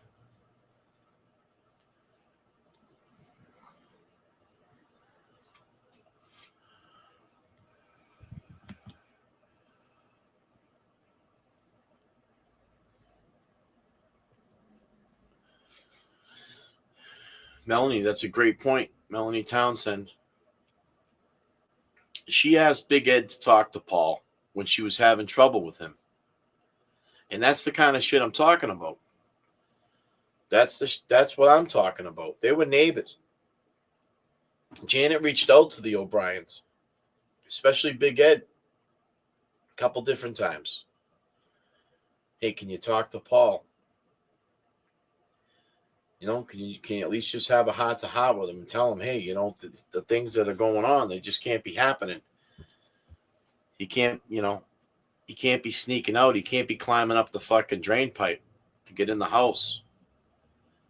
Maybe she started locking the door at a certain time. Maybe that was a big thing with her.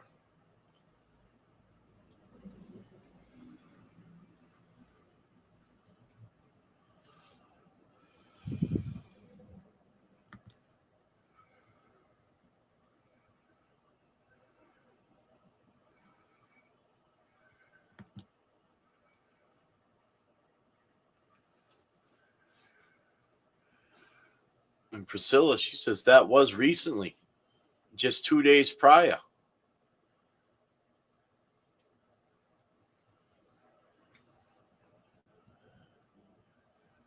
to the incident.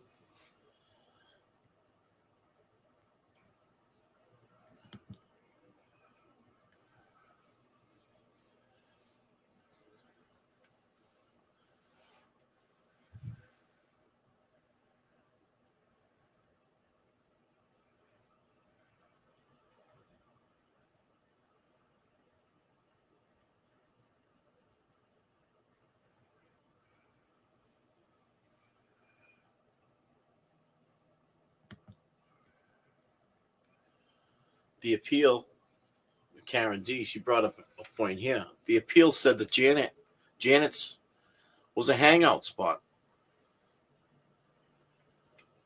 Well, you got to think about it. I mean, I could see that happening, I mean, Janet's, she was separated from her husband. She's got, she got a daughter that's in her early 20s, let's say. She's got, two 16, 17-year-old sons. I mean, they're old enough to walk home from school and hang out, have their friends come over. Hey, let's play Sega. Let's play Madden. Let's play Madden, man. Let's play some football. Come by.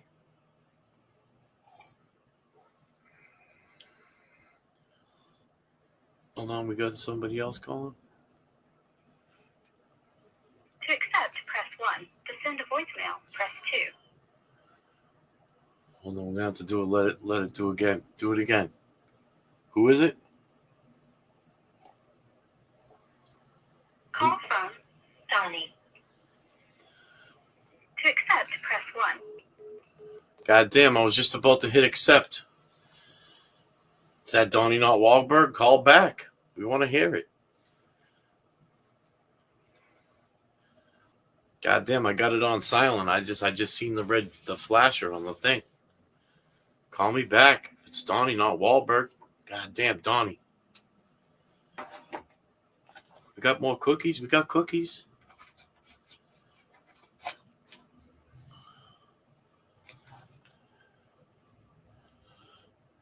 God damn, Becky G. Becky G, you're always fucking thinking. I'll give you that. I don't know how many cookies you had, but that sugar shit might have you up tonight. God damn, get Becky another cookie. maybe a cup of fucking milk. You like milk? What color cap do you like? Yeah, Donnie not Wahlberg. Call back. God damn. I was slow on the draw.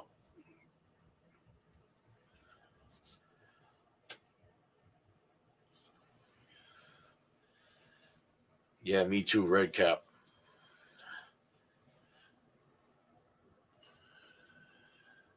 Call from Donnie. You're live with Kevy Kev 781. How we doing? Wonderful. How are you? Excellent. Thanks for calling back, Donnie, not Wahlberg. Hey, no problem. Hi, chat. What's up, chat? She's saying hi to everybody in the chat.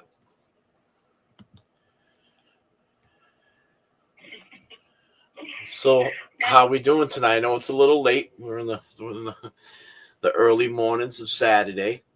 We're talking a little bit about Adi and the case, and what's your thoughts on it? Well, I'm just finishing Margot's book, and I've only caught a couple of streams with you guys to learn about it. So Yeah. I'm not sure. I mean, I definitely don't think it was Eddie. Yeah. Yeah, that's. I mean, and it seems like there was a lot of turmoil with the son. So I kind of agree with Karen in the chat. Yeah, she's brought up some great points tonight, Karen. She really has. And and it makes and those are the things that there was a statement. There was statements that were made, in regards to the kids, at that time, like when Paul first went to the hospital, there was a statement by one of Paul's, friends, brothers that took the ride with them up to the hospital. And, he said that when he went in the hospital, he was saying, Ma, I'm sorry for fighting with you earlier. And I don't think I locked the front door. So, I mean, when when he says that, when he says, "Oh, I don't think I locked the front door," that makes me feel like, hey, Mom, I'm sorry for fighting or arguing with you earlier. I mean, that happened earlier that day. That's how I take that. So yeah, and it's interesting to bring up the front door. Exactly. It's random to come up and say, "I'm sorry," and then I didn't lock the front door, as if it really meant something. Exactly. Paul must have left that house. When he left the house, was his mother sleeping? Was he saying, sorry, I didn't want anybody else to see that. I didn't want somebody to see what happened. I mean, how do you take that? Yeah. Remind me what time of day it was. When the incident happened? Yeah. Well, the 911 call, I believe, was made at like 9:55. Oh, okay. So I know it was a little bit earlier in the evening. Yeah, so from my understanding, from one of the police reports that I had read, that at 9:55 is when the first officer showed up. When he showed up, there was EMTs that had arrived. Mm-hmm. What transpired that night is supposedly Ryan came home. They say from after swimming, he had to use his key to unlock the front door, get in the house, and he found his mother there. He ran across the street to Eddie's house, where the father was, and said, "I need help. My mother's all blood." Mm. Yeah, I think Eddie walked in on something and just his actions afterward just didn't make sense because he was just so freaked out. Yeah. I mean, as a 15, 16, 15-year-old kid to witness or to see something that traumatic. I mean, he's at the age he knows that, you know, what's right and what's wrong. And he's at that age to know that, you know, Jesus Christ, I should not be here right now.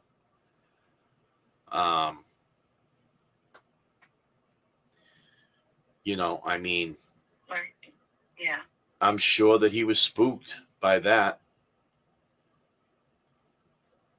And was he afraid of Ryan or Paul, or were they friends? You know, they seem to be pretty good friends. I mean, you know, he was there earlier that day. He was there with the boys playing Sega. Earlier in the night, you know, before he went home, he had something to eat. Hung out at his house, you know, most of, you know, that afternoon. Earlier in the day, he had a schedule. You know, Eddie. That's another thing that a lot of people don't kind of put into fact. I mean, at a young age with Eddie, I mean, he had a schedule. I mean, he did. You know, he went there. He worked at the convenience store, helped out over there. He attended the masses. He was an altar boy for his local parish.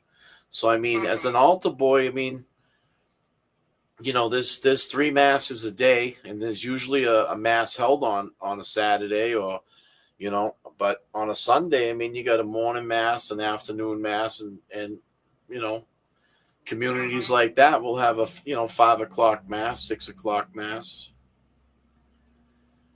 So, you know, and he attended those because that was kind of his duty, his role within his parish.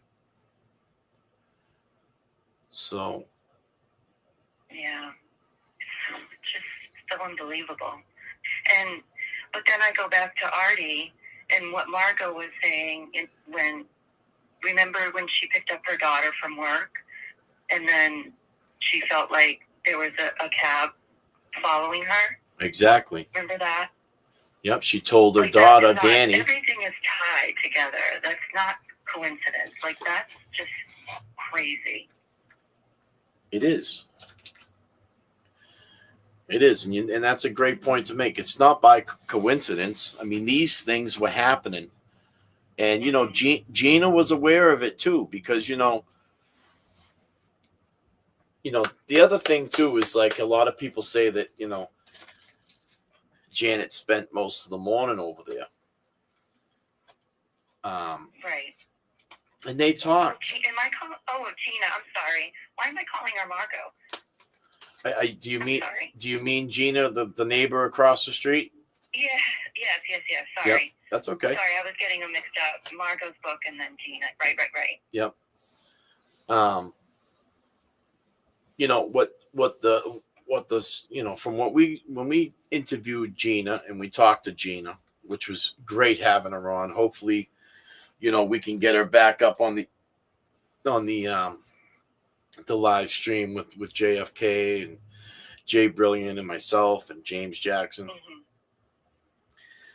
That was a great conversation. She's a love bug. Yeah. You know, and you know, that's why, like, you know, when you think of like Gina, I mean, it affects those, you know, it affects the people around Janet. You know, they were friends. Sure. They had coffee. They talked. Now, you know, Gina was also trying to help Janet out at the time about, you know, about some stuff with work. Yeah. You know, Janet was having a little trouble at work. She was hoping to get a promotion. And, you know, she was trying to apply for other positions in the company. And she felt like she was kind of getting shunned down not making that quota for them like she used to, and she felt as though something was wrong. Maybe she was just getting kind of a pushback.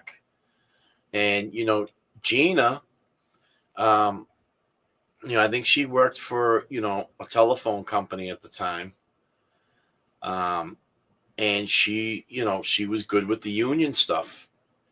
Yeah. And she was trying to help Janet write up a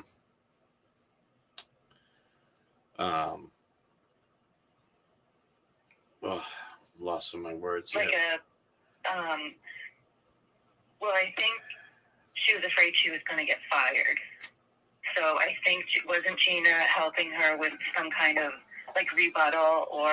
Yeah, it was like I'm trying to think of the name of it. It's the union term. She was trying to, draw up a for the HR department. Yeah. To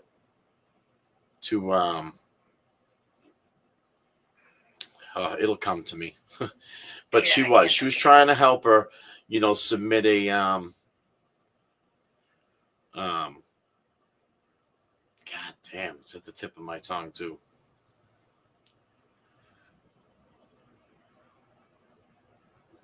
Is it in the chat?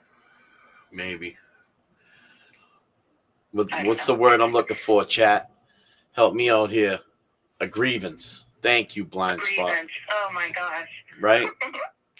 So she was helping her try to write up a grievance, to propose to the union at her place, just to kind of say, hey, maybe she could get some support, some backing from the union to say, hey, Janet's a good worker, and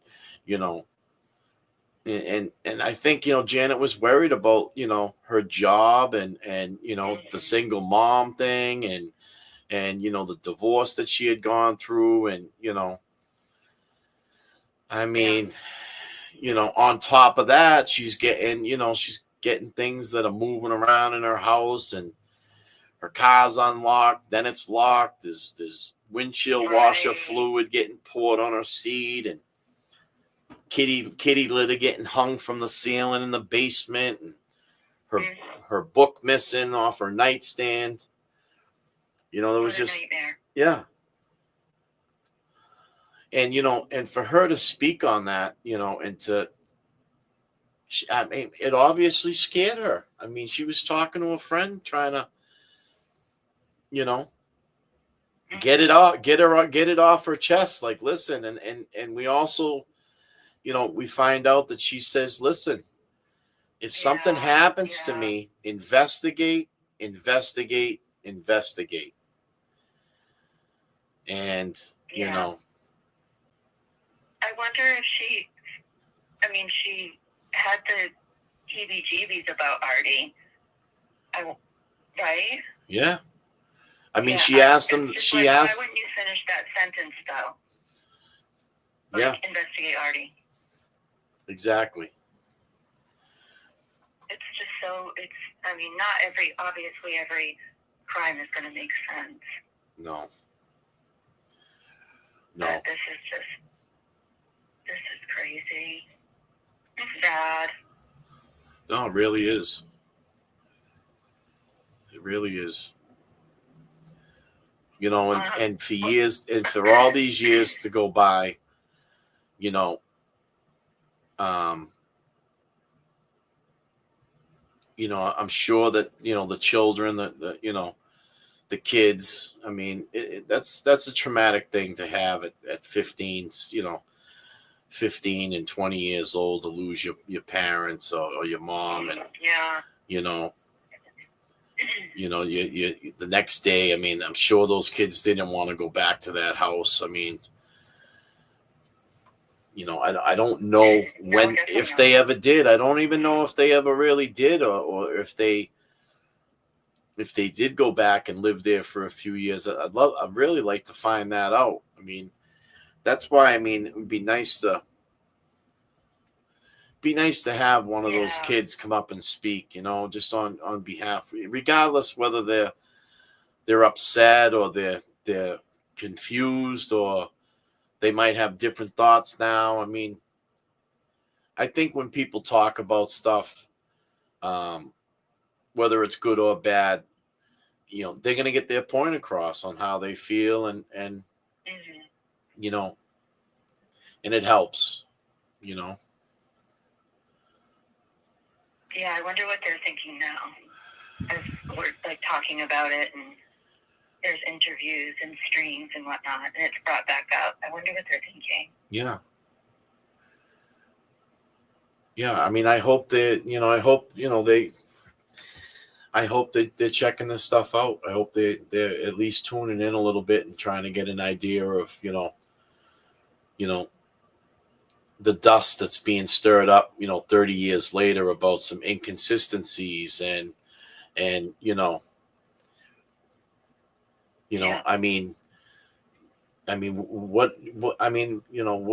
what's their profession? I mean, maybe as they've grown into adults, maybe they work with children. Maybe they would understand or see. Maybe they do see it different, and this it being a tragedy just gives them a real hard time to speak on it. Right. And I was also thinking, back then, I know people are bringing up the potential political connection, and it probably back then it probably wasn't as apparent as it is now. And I think now that in 2025, 2026, bringing up police corruption and how pervasive it really is, like maybe they can think about that, like, oh well, back then I didn't think about it because it just didn't go on my radar, and it wasn't a thing, and now it's a thing. Yeah. It's just crazy. Well, we'll solve it for sure. I think we just need to keep plugging away, keep peeling this onion back, and and see exactly what's going on. I mean, we're starting to bring a lot of things to light. I use that word inconsistency, but there also there also was some political motive, I think, in his sentencing and the lack of further investigation and right, and the new initiative, with kids, like, was he made an example of? Yeah. Was this just the case that was not the quote unquote perfect time, but it was the perfect time for that agenda? Exactly. Somebody else brought up into the chat where you've watched a couple of live streams and you've been reading Margot's book, which is it's a great book. I think everybody should, check that out. Get an audio copy or try to get a copy of that and read up on it. But what we have discovered, and we've discovered that in 10 years after this happened, Adi had a 209A put on him from his ex-wife Carol, which is Janet's sister, and right. It shows that Adi is a little explosive at times. Yeah, for sure.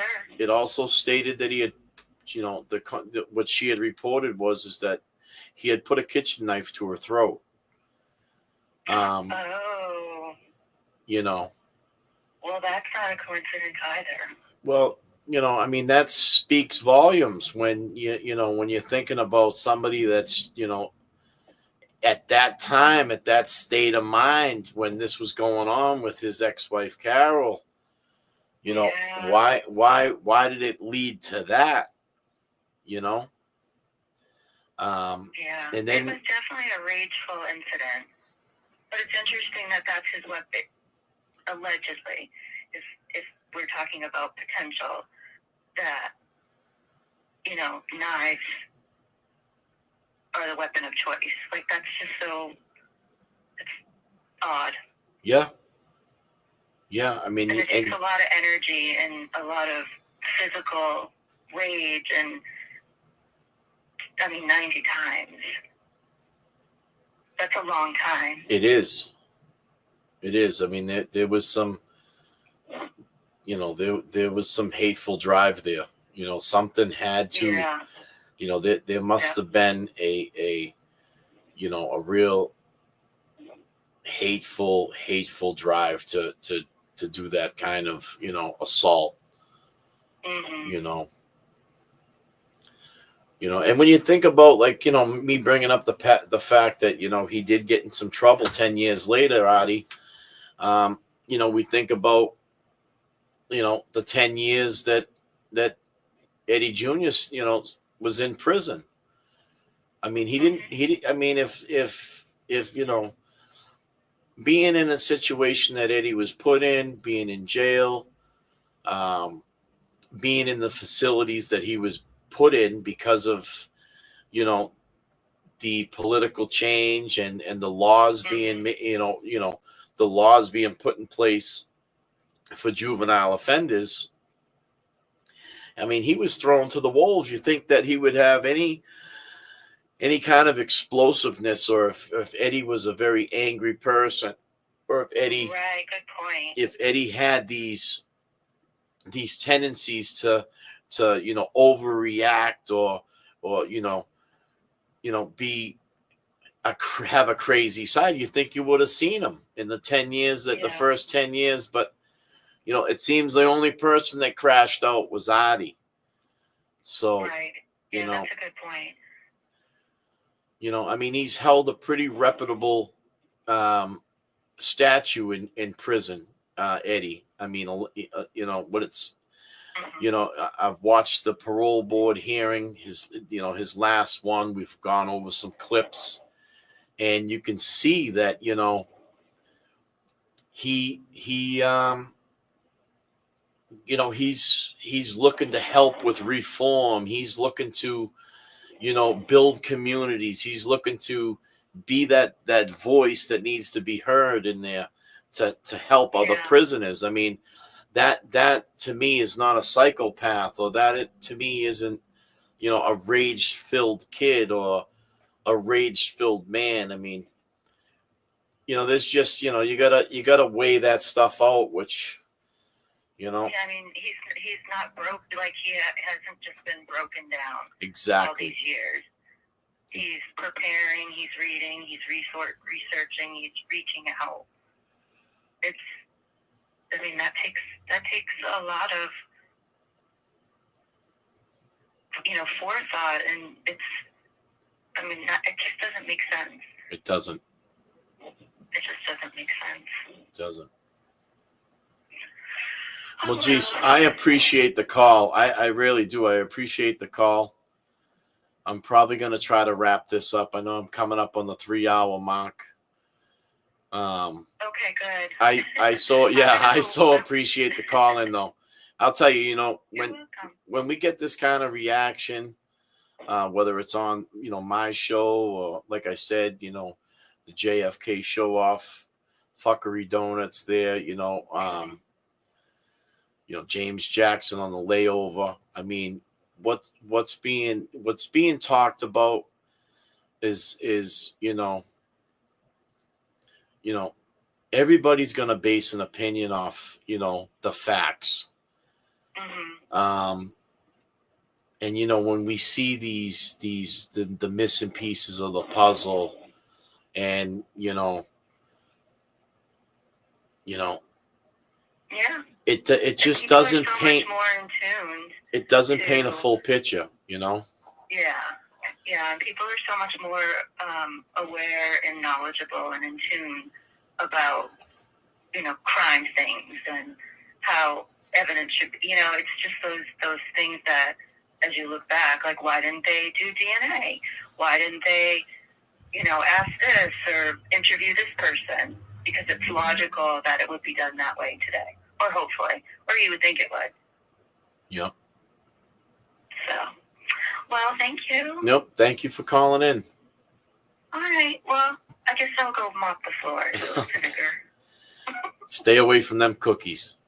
Yeah, no cookies. Yeah, it's No. too early. All right. Well, thank you. Bye, Chad. Bye-bye. Have a good night. Thanks again. You too. Bye-bye. Bye-bye. Nice. Another great call-in. Look at that.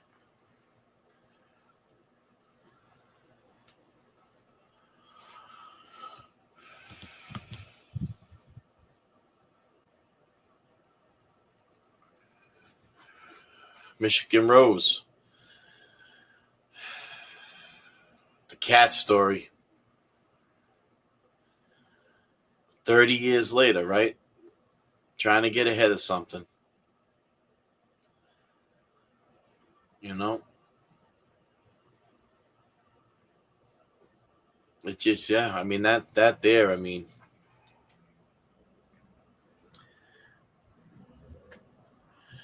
sad. Sad.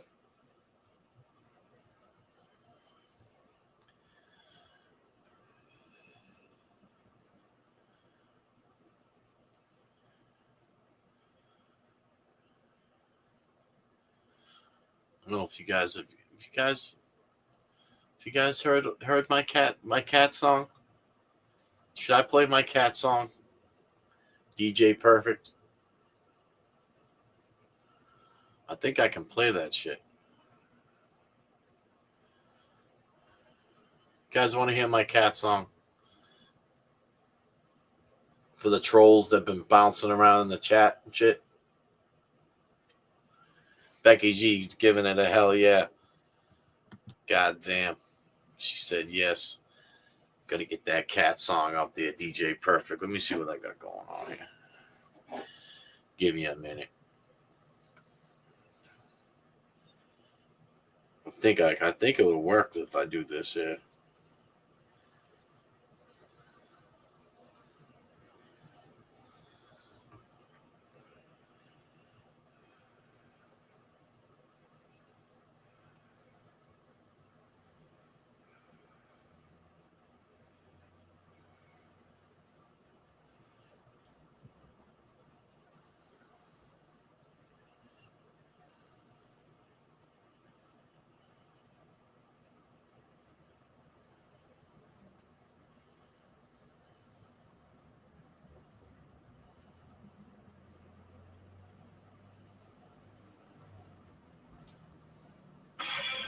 Hey man, I was just a picture man. Now I'm alive, man. I say my name.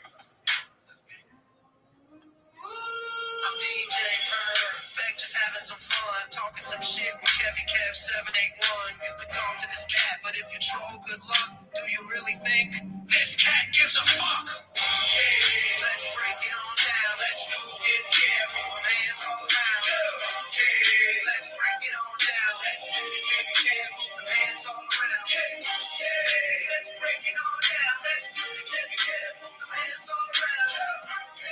Let's break it on down. Let's do it, Kevy Kev. Move the hands all around. I can't just cigarette and upside down. God damn. We might have to hear that a couple times, people. Listen. Picture man. I'm alive, man. I say my name. Let's get it.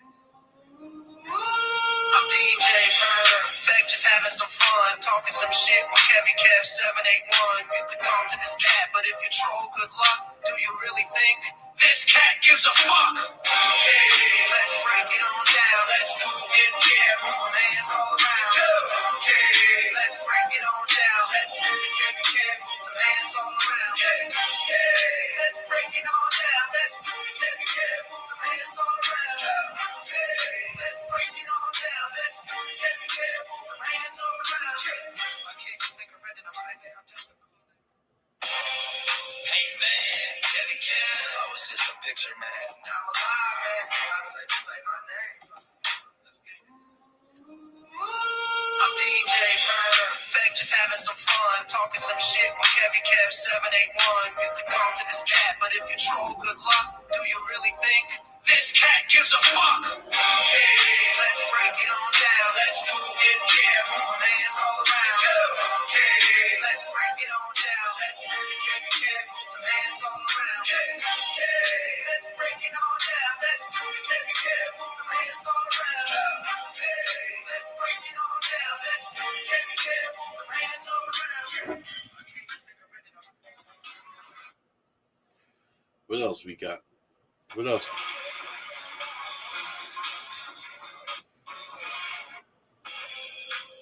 What else we got?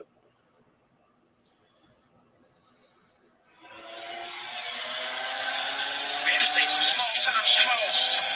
It's the man who coined the phrase. Let's go, people. Yeah. Hey, for an hour or two, I'm now late for one of his crew. What we got needs fixing today. What's the man gotta say? Gonna sit down, sit back, have some fun. Chillin' with Kevin Kev 781. Let's go, people. Let's freaking go. You say that one again and shit. Then I'm gonna close it out. Let's go, people. We live in 4, 3, 2, 1. God damn. Man, this ain't some small time schmo. It's the man who coined the phrase. Let's go, people. Yeah. Hey, for an hour or two, I'm now late for one of his crew. What we got needs fixing today. What's the man gotta say? Gonna sit down, sit back, have some fun. Chillin' with Kevin Kev 781. Let's go, people. Let's freaking go. God damn.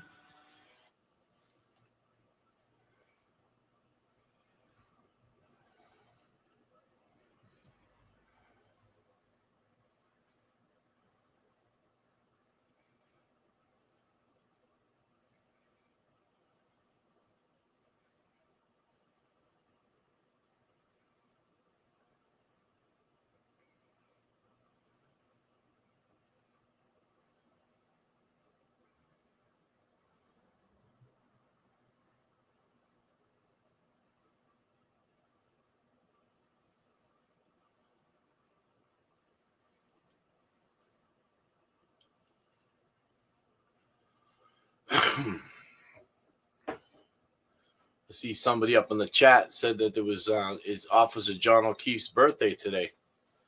Well, let's take a minute and say happy birthday to Officer John O'Keefe. Happy birthday.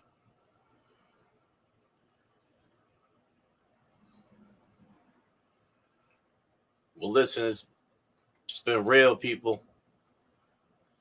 It's been real. I got a song I'll play. We'll let it run twice.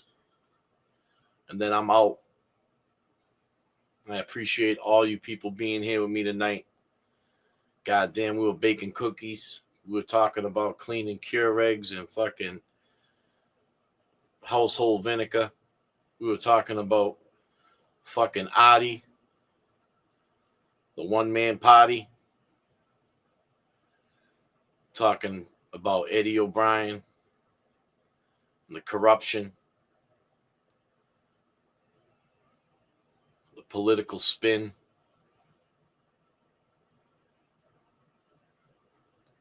And we're here for justice.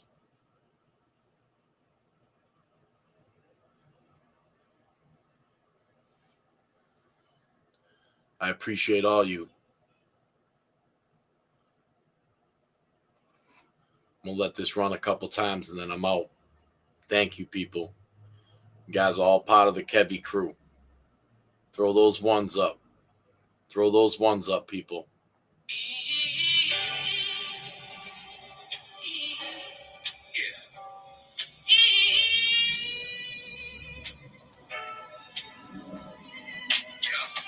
Summer of 1995, hot night in July. Why did Janet have to die?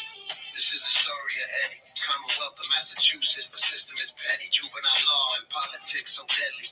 15 years old, known as Big Lovable Teddy. Janet Downing, 42 years old. What's the motive? Killed in her home, young mother devoted. Eddie went in the house, the door was open. She was on the kitchen floor, laying there frozen. Eddie claims this was not what he planned to see.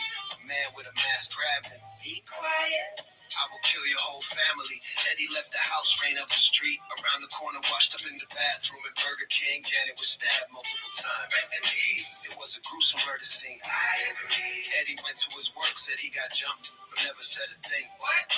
About Janet lying there lifeless, his friend's mother from across the street. Shh. He was in the house. But Janet had a brother-in-law she kicked out for selling drugs. Said if anything ever happened to her, it's him you bring up. The night of the murder, he showed up, was acting suspicious in the front yard. Gina in Virginia says he was looking for his keys. It was humid and muggy, but we were showered and neat. He was a cab driver looking for his key. Looking for a key to one of the cabs in the fleet. How did he know something happened on that street? Eddie says he is innocent, and the cab driver did it. Who do you believe? Believe. DNA under Jada's fingernail, unidentified. Who do you believe? Come on. This is the story of Eddie, 15 years old. Life in prison. This is the story of Jada, life taken and stolen. For no reason. It was the summer. July 1995. Do you remember? 30 years ago, why she have to die? 15 years old, locked in a cage of murder that he always denied. Let's go. Summer of 95. Life goes by. Welcome to the street. Long gamers. Peace and love.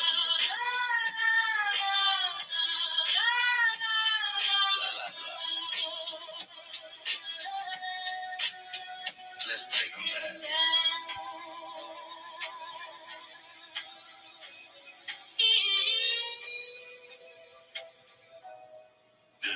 Let's take them back.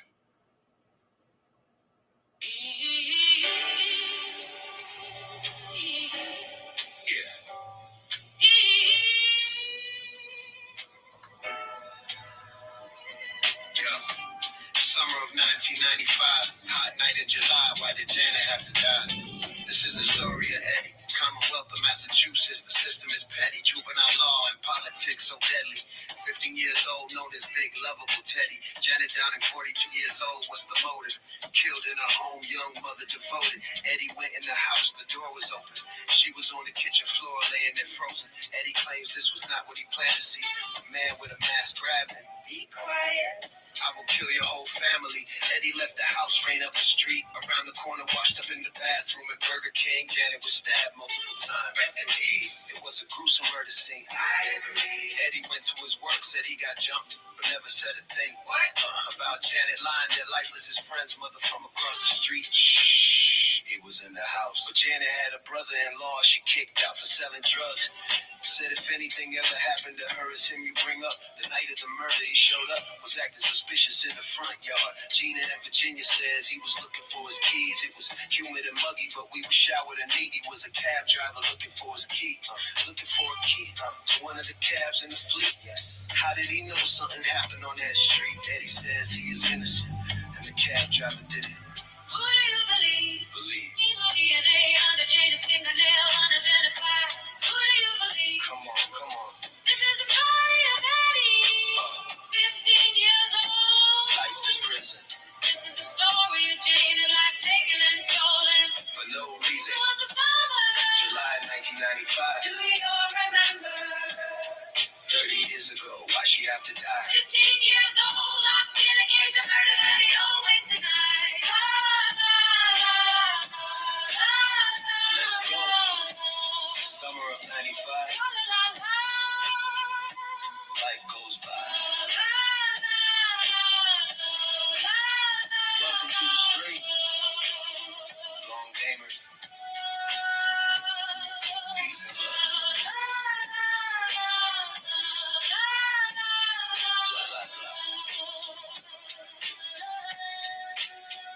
Let's take them back.